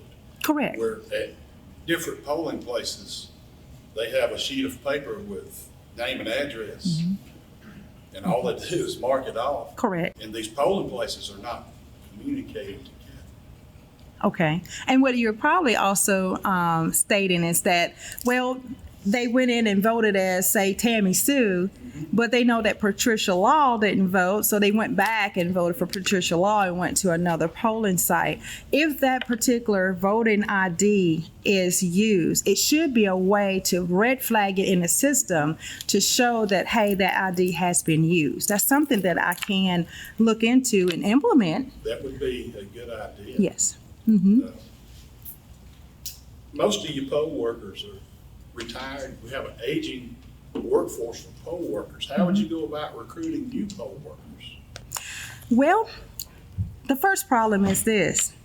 You would have to actually, as the chief election officer, you would have to see exactly what your budget is for the entire state of Alabama, for all 67 counties, because what we have to understand is that a lot of workers are not going to work for what we see free. They're not going to do like what we may do, some of us, they're not going to go to the polls and work for free. So a lot of our young people, that's why I want automatic voter registration and start in the high school, implement and stress voter education, voter registration in the young people, and then from there try to get them spun up where they're interested in working in the said polls. How many voters should a polling precinct support? Well, I believe all voters. I mean, you're asking how many voters they should support? Yes. You have a polling place. How many people should be assigned to that precinct to vote? That way you have equal sized precincts across the state. Right. Instead of one having 200 voters and one having 2,000 voters. Right. It should be by percentage as to how they voted in the previous election. it should be actually, you take a look at the numbers across the state at each precinct, and it should study it and then go by the percentage and have a percentage of workers there to balance off to be able to work there versus the voters who are coming in. That leads into my next question. Okay. If a polling precinct has long wait times to vote, what should be done? What I just implemented, what I just said, early voting, Friday, Saturday, Monday, prior to the Tuesday election, and have a no excuse absentee ballot. But that wouldn't solve it, because when Tuesday comes and this polling place has a line 200 yards long, and another polling place you can walk right in, I mean, that would need a cure. It does. But we would have to have our legislators be able to pass that bill. Early voting, Friday, Saturday, Monday, and then that'll be a way to encourage the voters to get to the polls to vote, because they can help me be able to get that passed. Because if we just continue to stay home and say, well, my vote doesn't count, then it's not going to actually. Yeah, I know they have the voter rolls. Yes. They have addresses. They should be able to evaluate where to put polling places to maximize voting. Right. And we also have seen that a lot of voting precincts throughout the entire state, some were closed down, they were. And then some of those that were closed down are not beneficial to those particular residents who actually go to those polling sites to actually vote. So that's something that a team will have to look at, and we will have to look at the numbers, look at the percentage, and then see if there's room to open up additional polling sites. So if you have so many thousands voting at this precinct, and as you has stated that the lines are just extremely long, maybe split that precinct where you have an additional precinct if we do not get the bill passed for Friday, Saturday, Monday early voting. So that is another option. That's all I've got for you. Okay. Okay. We thank you for coming. Well, thank you for having me. Okay. Welcome back to our States at the Gate post-interview segment. Ms. Lafitte? Lafitte. Lafitte. Yes. I really thank you for coming here to States at the Gate, and your position as Secretary of State. That race is so important these days. It is. With everything that, being contested from previous election and all the cry of voting fraud, and people don't understand how to establish your basic LLCs is important. Why do you feel like this time is your time to make that change? I feel that this time is my time to make that change, because not only because of the present Secretary of State cannot run for that seat again, but because I have a passion for people. I have a passion for the voters. Yes. And I believe that the seat of Secretary of State is the people's seat. I feel that our people who actually doing many of the civil rights era, yes, who actually fought for the rights to vote. Absolutely. I believe that we stand on those pioneers. Yes. I believe that we need to honor those trailblazers by making sure that we don't have voter suppression. Right. Because we actually see that being very adamant at this present time, especially with a lot of House bills that have been passed and signed in both the House, the Senate, and signed by this sitting governor.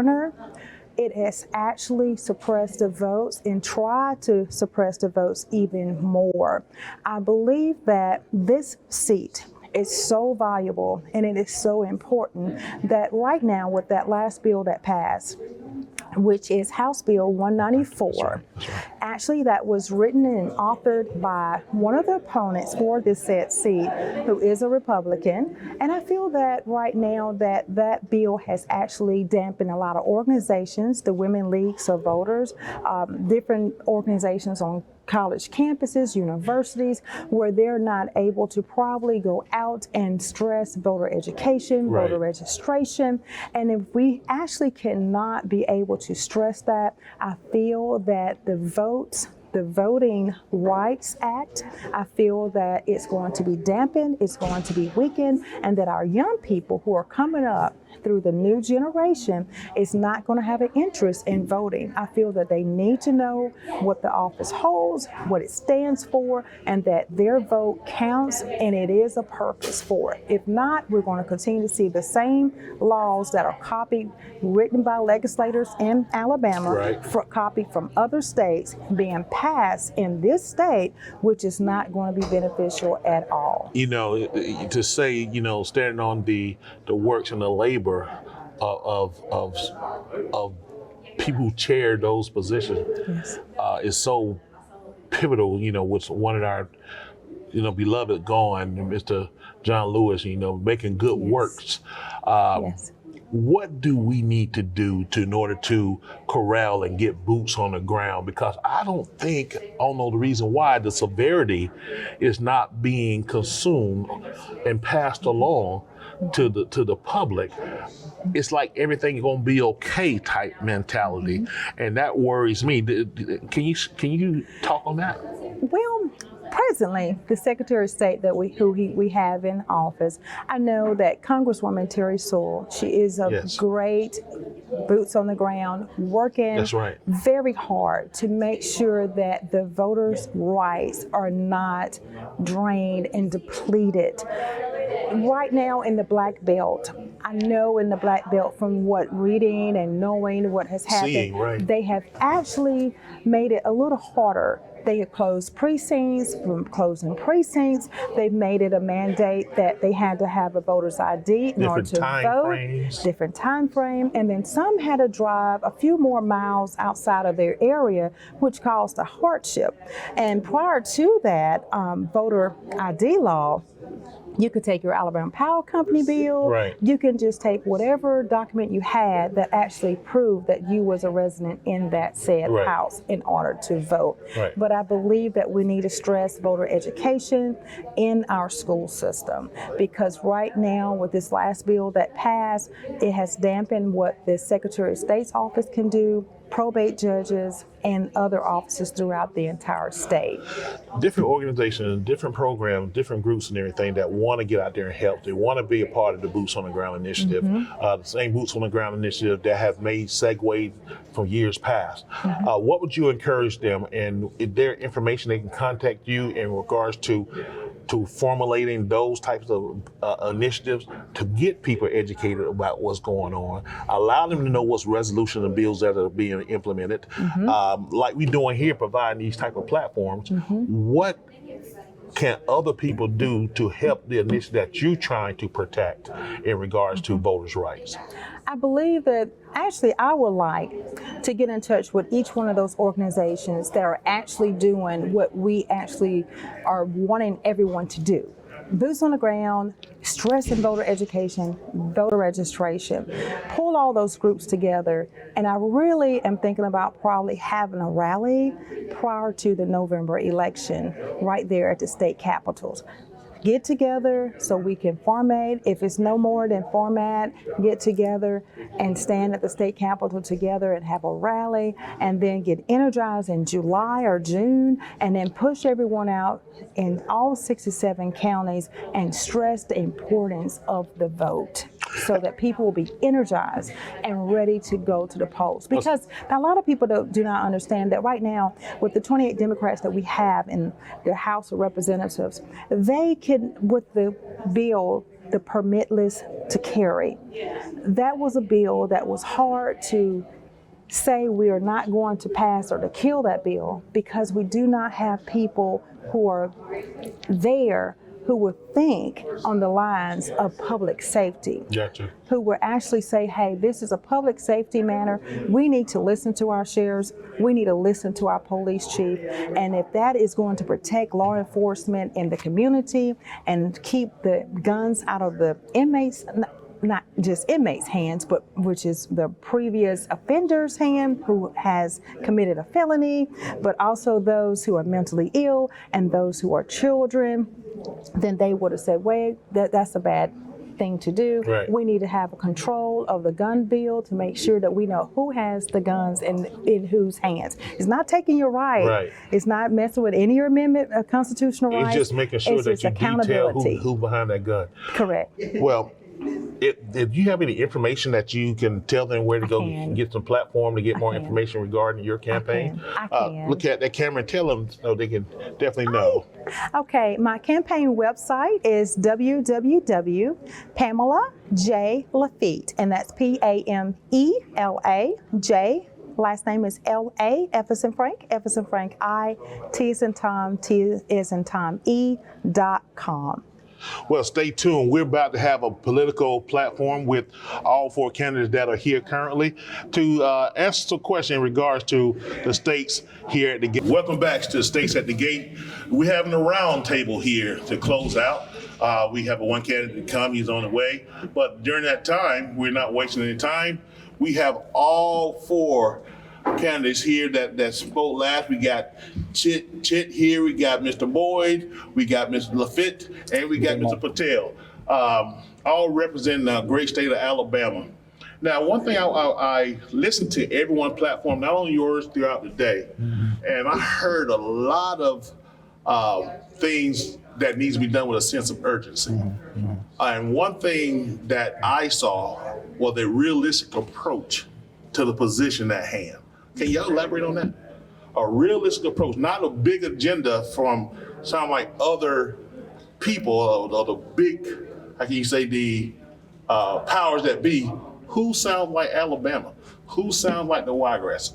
Who sound like the people that you're representing? You want us to go down the line here? Yeah. Okay. Okay, yeah. Well, obviously, I'm probably, besides Mr. Patel, one of the most Wiregrass here sitting at the table. Gotcha. You know, I grew up running around here with my mom picking butter beans and snap peas here in the Wiregrass. So I'm pretty Wiregrass. You had to get low on the butter. Yeah. It's just, I'm keeping this less than 15 seconds, but a funny story. It's not funny. I was actually, my mom loved things like picking peas and stuff like that. And I was about 10 years old, and we were in a pea patch picking peas, and this lady had her son, and her son got kidnapped right in front of my eyes out of a pea patch. So anyway, he ended up being his estranged dad, but they got it all worked out. But I still see the guy to this day that got kidnapped, and we all look at each other like, yeah, that was you. You got kidnapped 40 years. But yeah, you know, here's the thing about all of us sitting here, and every candidate comes through these doors, and all the other ones out all across the state.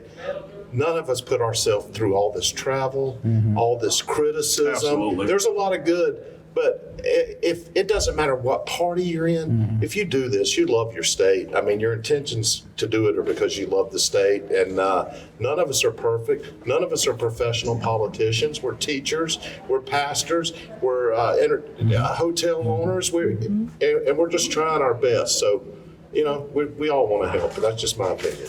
I think we have to be practically progressive. There are good ideas that are on the table. Yes. I think we have to look at what's already in process, how we can build upon it. We don't have to reinvent wheels, as we'd say before, proverbially, but we need to look at what works and what doesn't work and then build on top of that.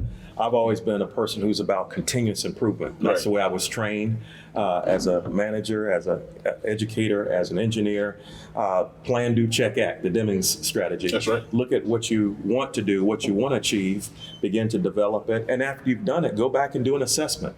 Did it work? If it didn't work, try something different. It has to be progressive. Those who do that get the Baldrige Award, right? Yes, sir.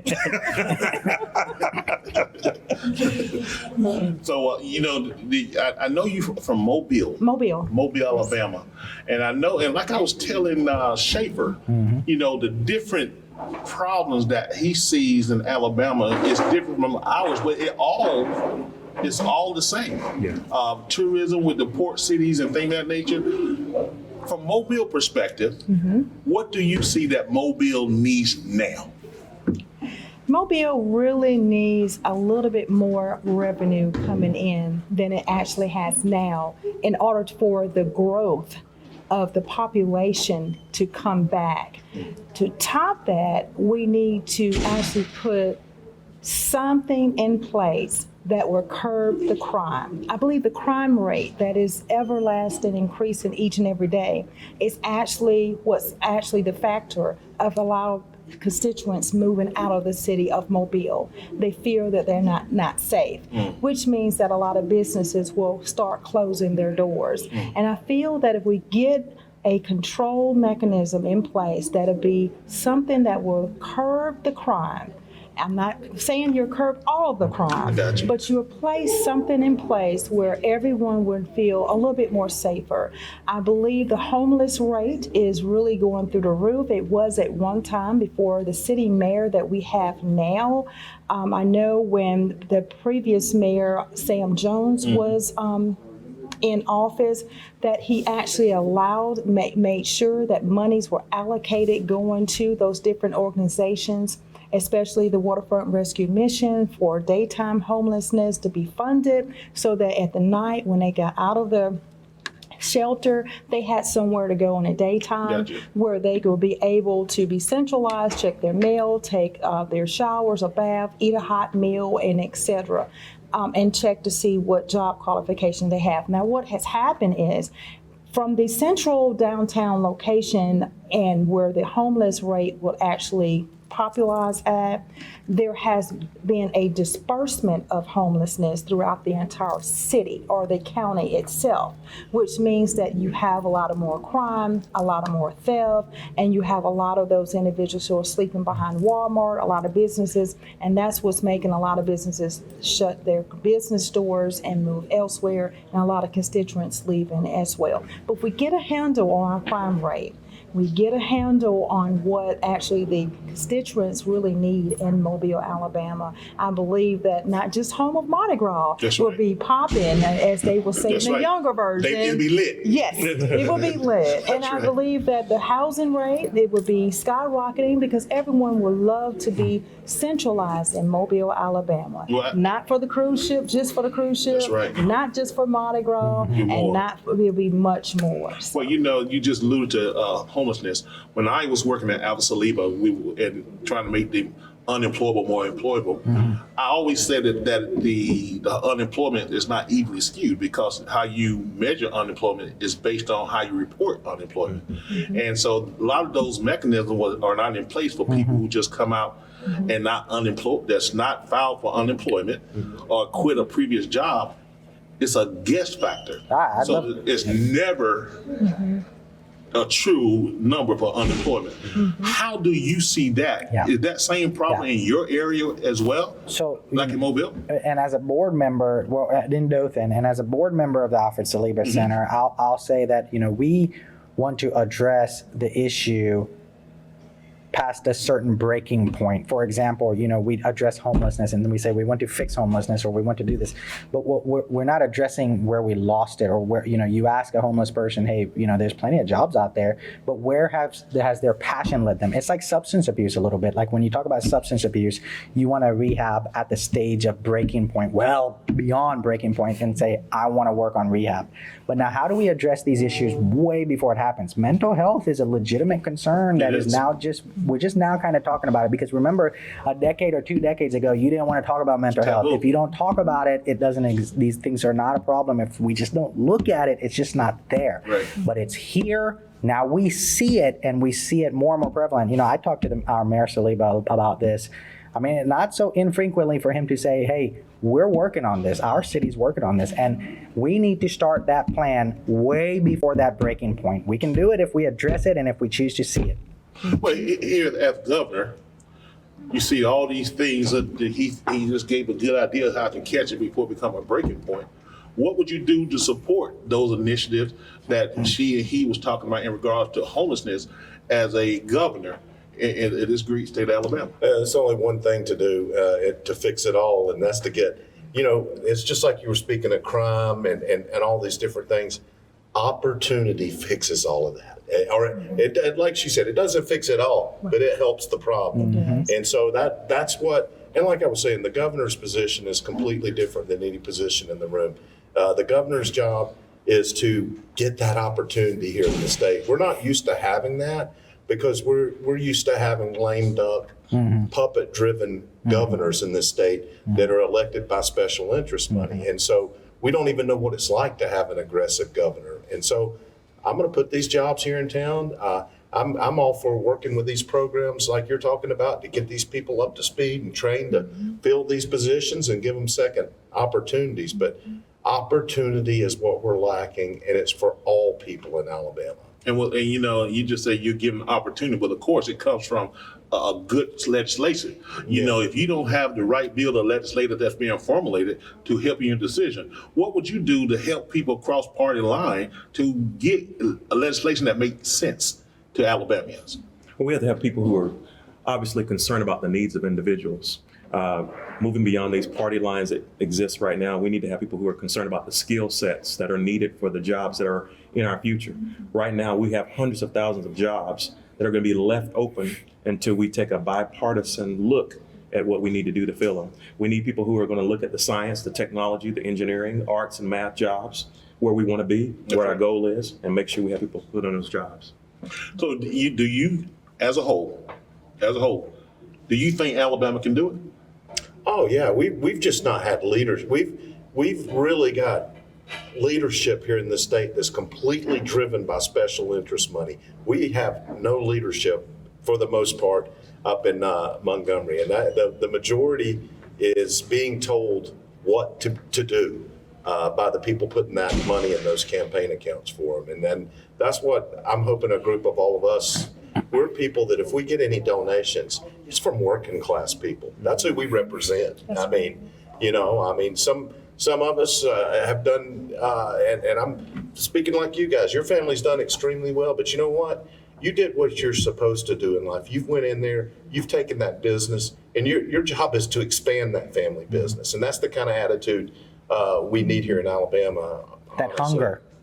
Hunger. Yeah, you didn't want to take that business and sit idle because you wouldn't have had any accomplishments. No, I in 2008 is when I came in. It was a recession, and a lot of my friends were having to release their hotels back to whoever is providing the mortgage. And I stood up and I said, "Not mine, not my new one." And I stood in there and I took over, and we created a culture that is around our people first. And let me tell you, when you do that, something magnificent happens. It's like the gift that keeps giving. They don't even really let me do anything up there. I have to force my way and say, "Wait, I'm the boss. I get to do something if I want to do something." So we can do that with our constituents. We can remind them that they're the boss. They're the boss. And this room, if you saw this room today, this is the type of room we need every other room. It's not about Democrats. It's not about Republicans. It's not about conservatives. It's not about liberals. Let's shed these labels that shackle us. And, I think that's why I wanted to have this round table, to give a physical and a visual, like this is Alabama. Yes. This is Alabama. This is part of Alabama best. So if we're going to make Alabama like it should be, we should not take for granted that you cannot put false negative on someone willing to do work. Pick up a shovel and assist. You cannot degrade for someone who wants to try. Right. And that's what I hear from everyone. Different perspective, different idea, but it's all to make Alabama better. That's right. Look, I'll just put it to you this way. Any candidate in the state of Alabama that's not here today, this is one of the premier organized unions in our state, and you guys need our support. There's a lot of them that weren't here today. Those are the same ones that got the special interest money rolling in. I mean, you got people, the people here today care about the state and care about this union in Southeast Alabama. This platform is not going to go away. And I said this in the very beginning, and our committee is saying that one day, that person that's going to speak to us with such conviction and truth, that has the ability to have everyone to hit reset and unite us. That's right. Yes. It's going to happen in small town Alabama, and going to come across a platform similar to this. Correct. We're glad to have each and every last one of you. Thank you. We're glad to be here. We're glad to be here. And can I say one Yes, thing? you can. Each of us here, we're not actually placing a thermometer out there Right. to take the temperature of asking and begging individuals across the state of Alabama to join us. We are the thermostat. That's right. We have set the pace, we are setting the pace, and we're going to continue to set the pace and get our platform across. But I know, each of us know deep within our heart that if they're not walking with us now, they soon will be, or they might be sorry. And that's what I feel about our union, organized labor. We like to be taken serious. We are serious about what we do. We do have power in our numbers, and we should be taken serious. And this platform, as long as we got president and I got executive leadership like we have now, is never going to go anywhere. So again, thank you for coming. Thank you, Troy Cable, for allowing us to have this platform. We're going to take a 10-minute recess and come back at it. Okay. Thank you, buddy. Thank you. Thank you, man. Appreciate it. No problem. Thank you. No, thank you. I'm coming. He said, I'm coming. So nice. All right, our final candidate for this evening is Stormin Norman Horton. He is a Republican seeking the Alabama Senate, District 31. Ms. Horton?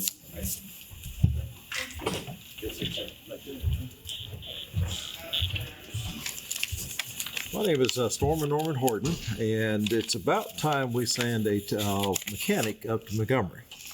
Of any of the candidates that are running for this state senate district, I'm probably the only one that knows the difference between a TD and a Jesus nut, or an AM. And any mechanic that's worth their weight has woken up in the middle of the night in a cold sweat wondering if you ever safetied that nut.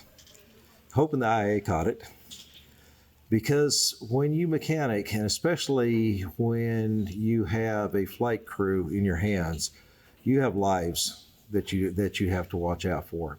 And so many people look at us as mechanics, as people that work with their hands, as second-class citizens. We're not. We have people's lives in our hands, and it's very, very important. So no matter what job you do, whether it be as mechanic or running for office, it's all about people, and it's all about taking care of them. And for so often, I think when we get to Montgomery, we forget about that it's people that we're running for, and it's people that we're working for. My special skills turned from an A&P license into a garage and towing business. And I use some of the skills that I learned from getting my A&P license, graduated from Alabama Aviation School in the towing business, and I've winched a lot of strange things out of the swamp. And I think it's time for my skills to be put to use up in Montgomery and winching some things out of the swamp up there. How do I know? Because of the good that I've already done.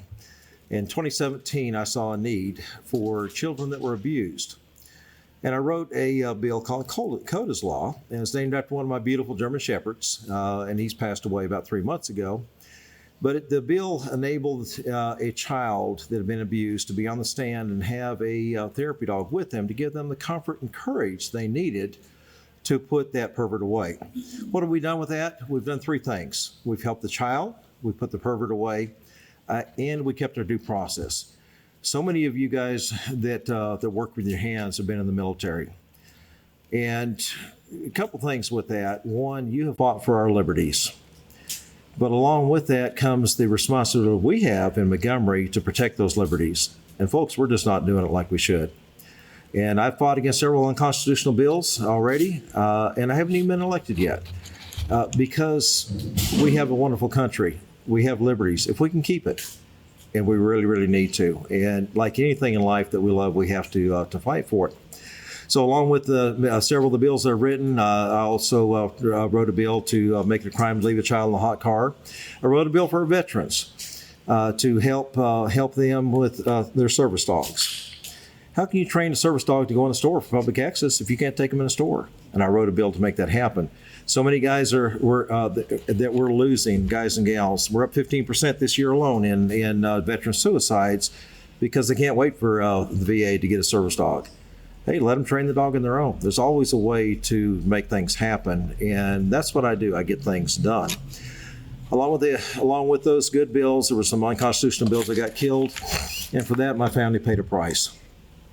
And it is really sad that we have to pay a price like that here in Alabama for standing up for the liberties that so many of you have fought for. There's several reasons to vote for me. One is I get things done. Two, I look at the big picture, and the big picture is y'all and people that work hard for a living that nobody listens to anymore. I'm not going to be bought. And the final thing is that if I get up there 2 terms and I'm out of there, because our government was never designed to be a setup for a bunch of professional politicians, but that's what we've had, and people get out of touch with the real working people. And I've spent my campaign going out and talking to real people. That's where I was this morning, talking to real people, because we need the representation there. Why am I so passionate about our liberties? Because our family knows what it's like to lose our liberties. My mother was in a Japanese concentration camp in World War II for 5 years in China. She had no liberty. It was American paratroopers that rescued her from that camp. Folks, it's very, very hard to get liberty. It's very easy to lose it. We have to fight for that. Going to Montgomery, I've been doing that for about 5 years on my own, getting things done. Imagine what I can do for you as your next senator, because I will fight for our liberties. I have no intention of getting bought and paid for. But to get there, I need you all. I need your vote on May 24th. My phone number is 334-545-6676. How can you hold me accountable if you can't catch me? And I expect the real people of this district to hold me accountable if I get to Montgomery. Thank you very much. May God bless this state and our great country. Sure. Yeah, not a problem. So, how do you avoid becoming part of that, what we call swamp or the good old boys network that is creating its content with the way things are done now? Don't take their money. If Daddy always told me, follow the money. And and I wrote a letter to the editor to the Dothan Eagle, and it was called Cookie Cutter Candidates Part 2, and it basically tells how the system works.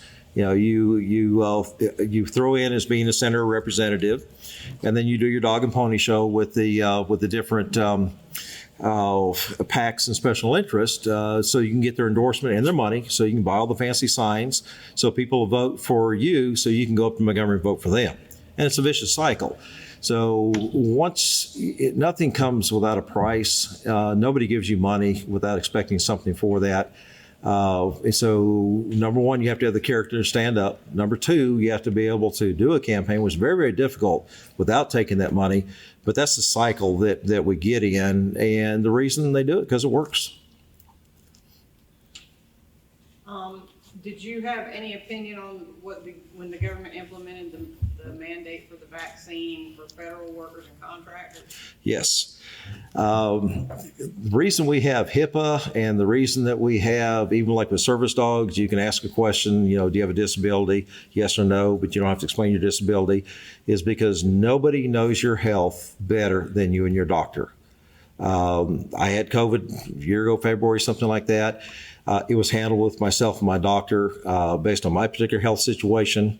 And when we get into a situation where you have a EUA drug and it's untested, and basically the whole country is a guinea pig, then I do have an opinion on that, because we start taking away our liberties, and liberties is a very, very precious thing. And so we need to be very, very careful about setting down mandates, picking winners and losers, because the government never does a very good job of picking winners and losers, and they did not in this case either.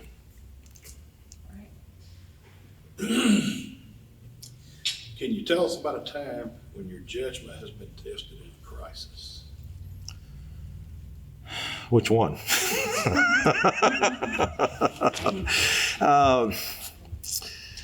Probably my first introduction to Montgomery, when after I'd sold my record business that we'd built from nothing to 16 tow trucks, 25 employees, and my assets, of course, were my people. And I just wanted to be left alone. And there was special interests that wanted to take away my liberties. And so I went to Montgomery to try to fight it, because our constitutional rights are very, very precious and important to me. And these people laughed in my face about it. And I've got friends and family, as most of us do here, that have fought for those liberties. And when my goal was to get the House sponsor to pull support of the bill, the second meeting he did, When they did, then they came to me and said, Storman, if you go ahead and back us on this bill, we'll get you a seat on the state board. Well, really? I got kicked off 4 rotations of state, county, 2 cities because I wouldn't put my hand behind my back. It's not the way I was raised. It's not honoring to God. And so I said no. And they came back 2 weeks later with a email from the lobbyist that said, if you do not let us know by 9 o'clock Thursday morning your full support of this substitute bill, the wrath of God is going to come down on you and your operation. Easter Sunday morning, my wife's birthday, it did. And they came after my wife. And we had a family, it was TDY out at Rucker. We had them over for Easter Sunday dinner after church. Their attorney was calling my customers trying to find somebody to sue me, which is illegal and unethical. And I asked my wife, I said, why are they doing this? And she said, because it works. And then she looked at me and grinned and said, but they hadn't met you.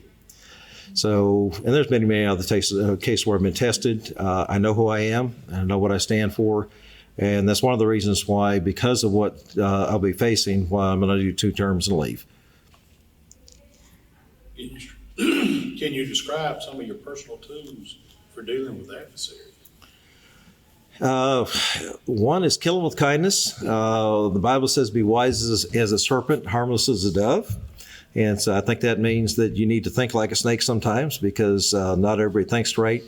A good example of that is my grandparents were missionaries in China for Chinese people for 51 years and were in mainland China for 30. And after he retired, came home, Nixon had gone over to meet with Mao Zedong in China. And he looked at the TV screen, looked at me, he says, oh my. He said, that man has no idea what he's getting into. He said, there's a Chinese proverb, behind the smiling face of a Chinese lies a tiger or dagger, depending on which way you translate it. Folks, and this affects us today, you know, we look at the next quarter right in front of our face. You know, the Chinese look at the next 100 years. They're playing 3D chess, we're playing Chinese checkers. So part of dealing with your adversary is understanding them, knowing what you're dealing with. You cannot take your assumption of what you would do and put that on somebody else. And that's the biggest mistakes people make when they're negotiating. You know, they want to have not a win-win situation, but I win or you lose. But they don't put themselves in other people's shoes to understand where they're coming from. And how can you deal with an adversarial situation if you don't understand your adversary? How would you get more young people involved in voting and politics? That is a good question. Get them off their iPhones.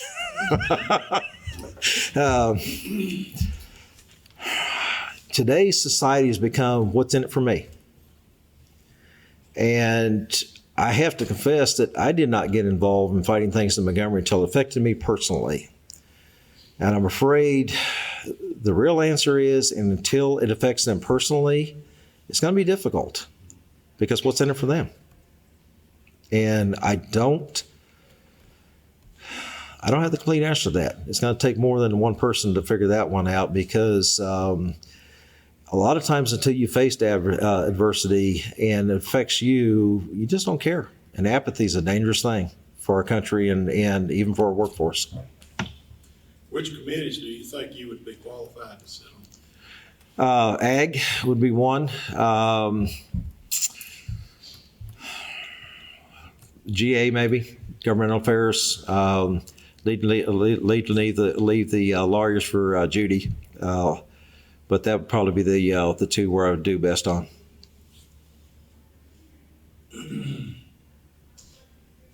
How do you go about choosing people to be in leadership in your organization? I'll relate to my towing business. I had a command sergeant major ran my operations, and he was my dispatcher. First thing you do is you hire people that are smarter than you are. And then you give them the tools to do the job. You give them the boundaries to work in, and as long as they're in the boundaries doing the job, you leave them alone. You let crap roll uphill. And if they get outside the box, you sit down and talk to them about it. And if it doesn't work, then we shake hands and go our way. When you get to Montgomery, how are you going to decide who to trust? I've already got a good idea because I've been up there 5 years on my own. And so I know who the players are. I know how to get things done. I've gotten things done. I failed on a bill or two, and it is not going to be just myself because it's not an I, it's a team. And folks, we're going to have to get involved from the grassroots level because so many people go up there and they're looking for a career as to be a professional politician. And their interest is not the way I would look at legislation, which is, how does it affect God's law, how does it affect our Constitution, how does it affect our liberties, and how does it affect people in the district. Theirs is more self-serving as to what's going to get me reelected. So it's going to take people, working people, to get involved and help support me if I get up there because I can't do it by myself. How will you appeal to a diverse set of constituents in an honest, respectful, and inclusive manner? The way I've done business since 1981. Just be honest, tell them like it is. Unfortunately, you can't always tell people what they want to hear, especially when you have a lot of different people. There's been so many things I've gone through in life with ups and downs, being in the record business, obviously. I saw death. It wasn't pretty. And in business, you have ups and you have downs, and you deal with all kinds of people from all different walks of life if you're going to grow a business, and you have to answer the phone. And so many times I thought, Lord, why am I going through all this? And now that I'm at this juncture of life, it's like, dummy, it's so that you can relate to people and understand people. Very, very difficult to understand people if you haven't been there. I've turned wrenches. I've driven truck. I've been on the side of the road with law enforcement. So I understand first responders. I understand what it's like to pull a wrench. And so having the diverse background I've had in working with so many different people, I've hired men, women, black, white, and as long as they did the job, I'm fine, because we're all equal at the foot of the cross. And so that diversity in dealing with people and getting things done, and again, negotiation is not a you or me, it's everybody needs to walk away from something. Then it goes back to what we talked about earlier, but understand your adversary, find out what they want and what they need, and don't put your thoughts and emotions on what you think is right on somebody else. Because everybody's got something that they can bring to the table. At the end, after listening to people, a decision has got to be made. Some people are going to be happy, some not. But if you treat them with respect and tell them, this is how I arrived at that decision, rather than saying just this is the way it is, people will respect that because they want to be treated with respect. And that's really the key is respect. That's all the questions I have. We have the legendary Stormin' Norman Horton. Glad to see you. Yes, sir. Good to be seen considering the alternative. I tell you. Well, everything about your campaign has been about the common man. Yes. The common man. We're not going to mix words. I'm talking to you like a man. Why you felt that was so important to make your campaign that personal? Because that is what America is. It's people. It's individual people with their own wants, needs, and desires. And in the last few years, that has been left in the dust. And I've experienced that firsthand. And that goes back to, like I mentioned, with our liberty. Your liberty may not be my liberty. Right. I may not even like your liberty. Gotcha. Okay? But if you're not breaking any laws, you're not hurting anybody, then I have to fight for your liberty or mine's next. That's right. And that's what makes America. There's no way you can fight for your liberty and mine is less important. I definitely understand that. So you laid out your platform earlier, the things that you say you cannot be bought, and what's the others? I look at the big picture. The big picture. Which is y'all. Uh-huh. Okay. 2 terms and I'm done. 2 terms. Otherwise I get corrupted like everybody else. That's right. That's right. I get things done. And I always have.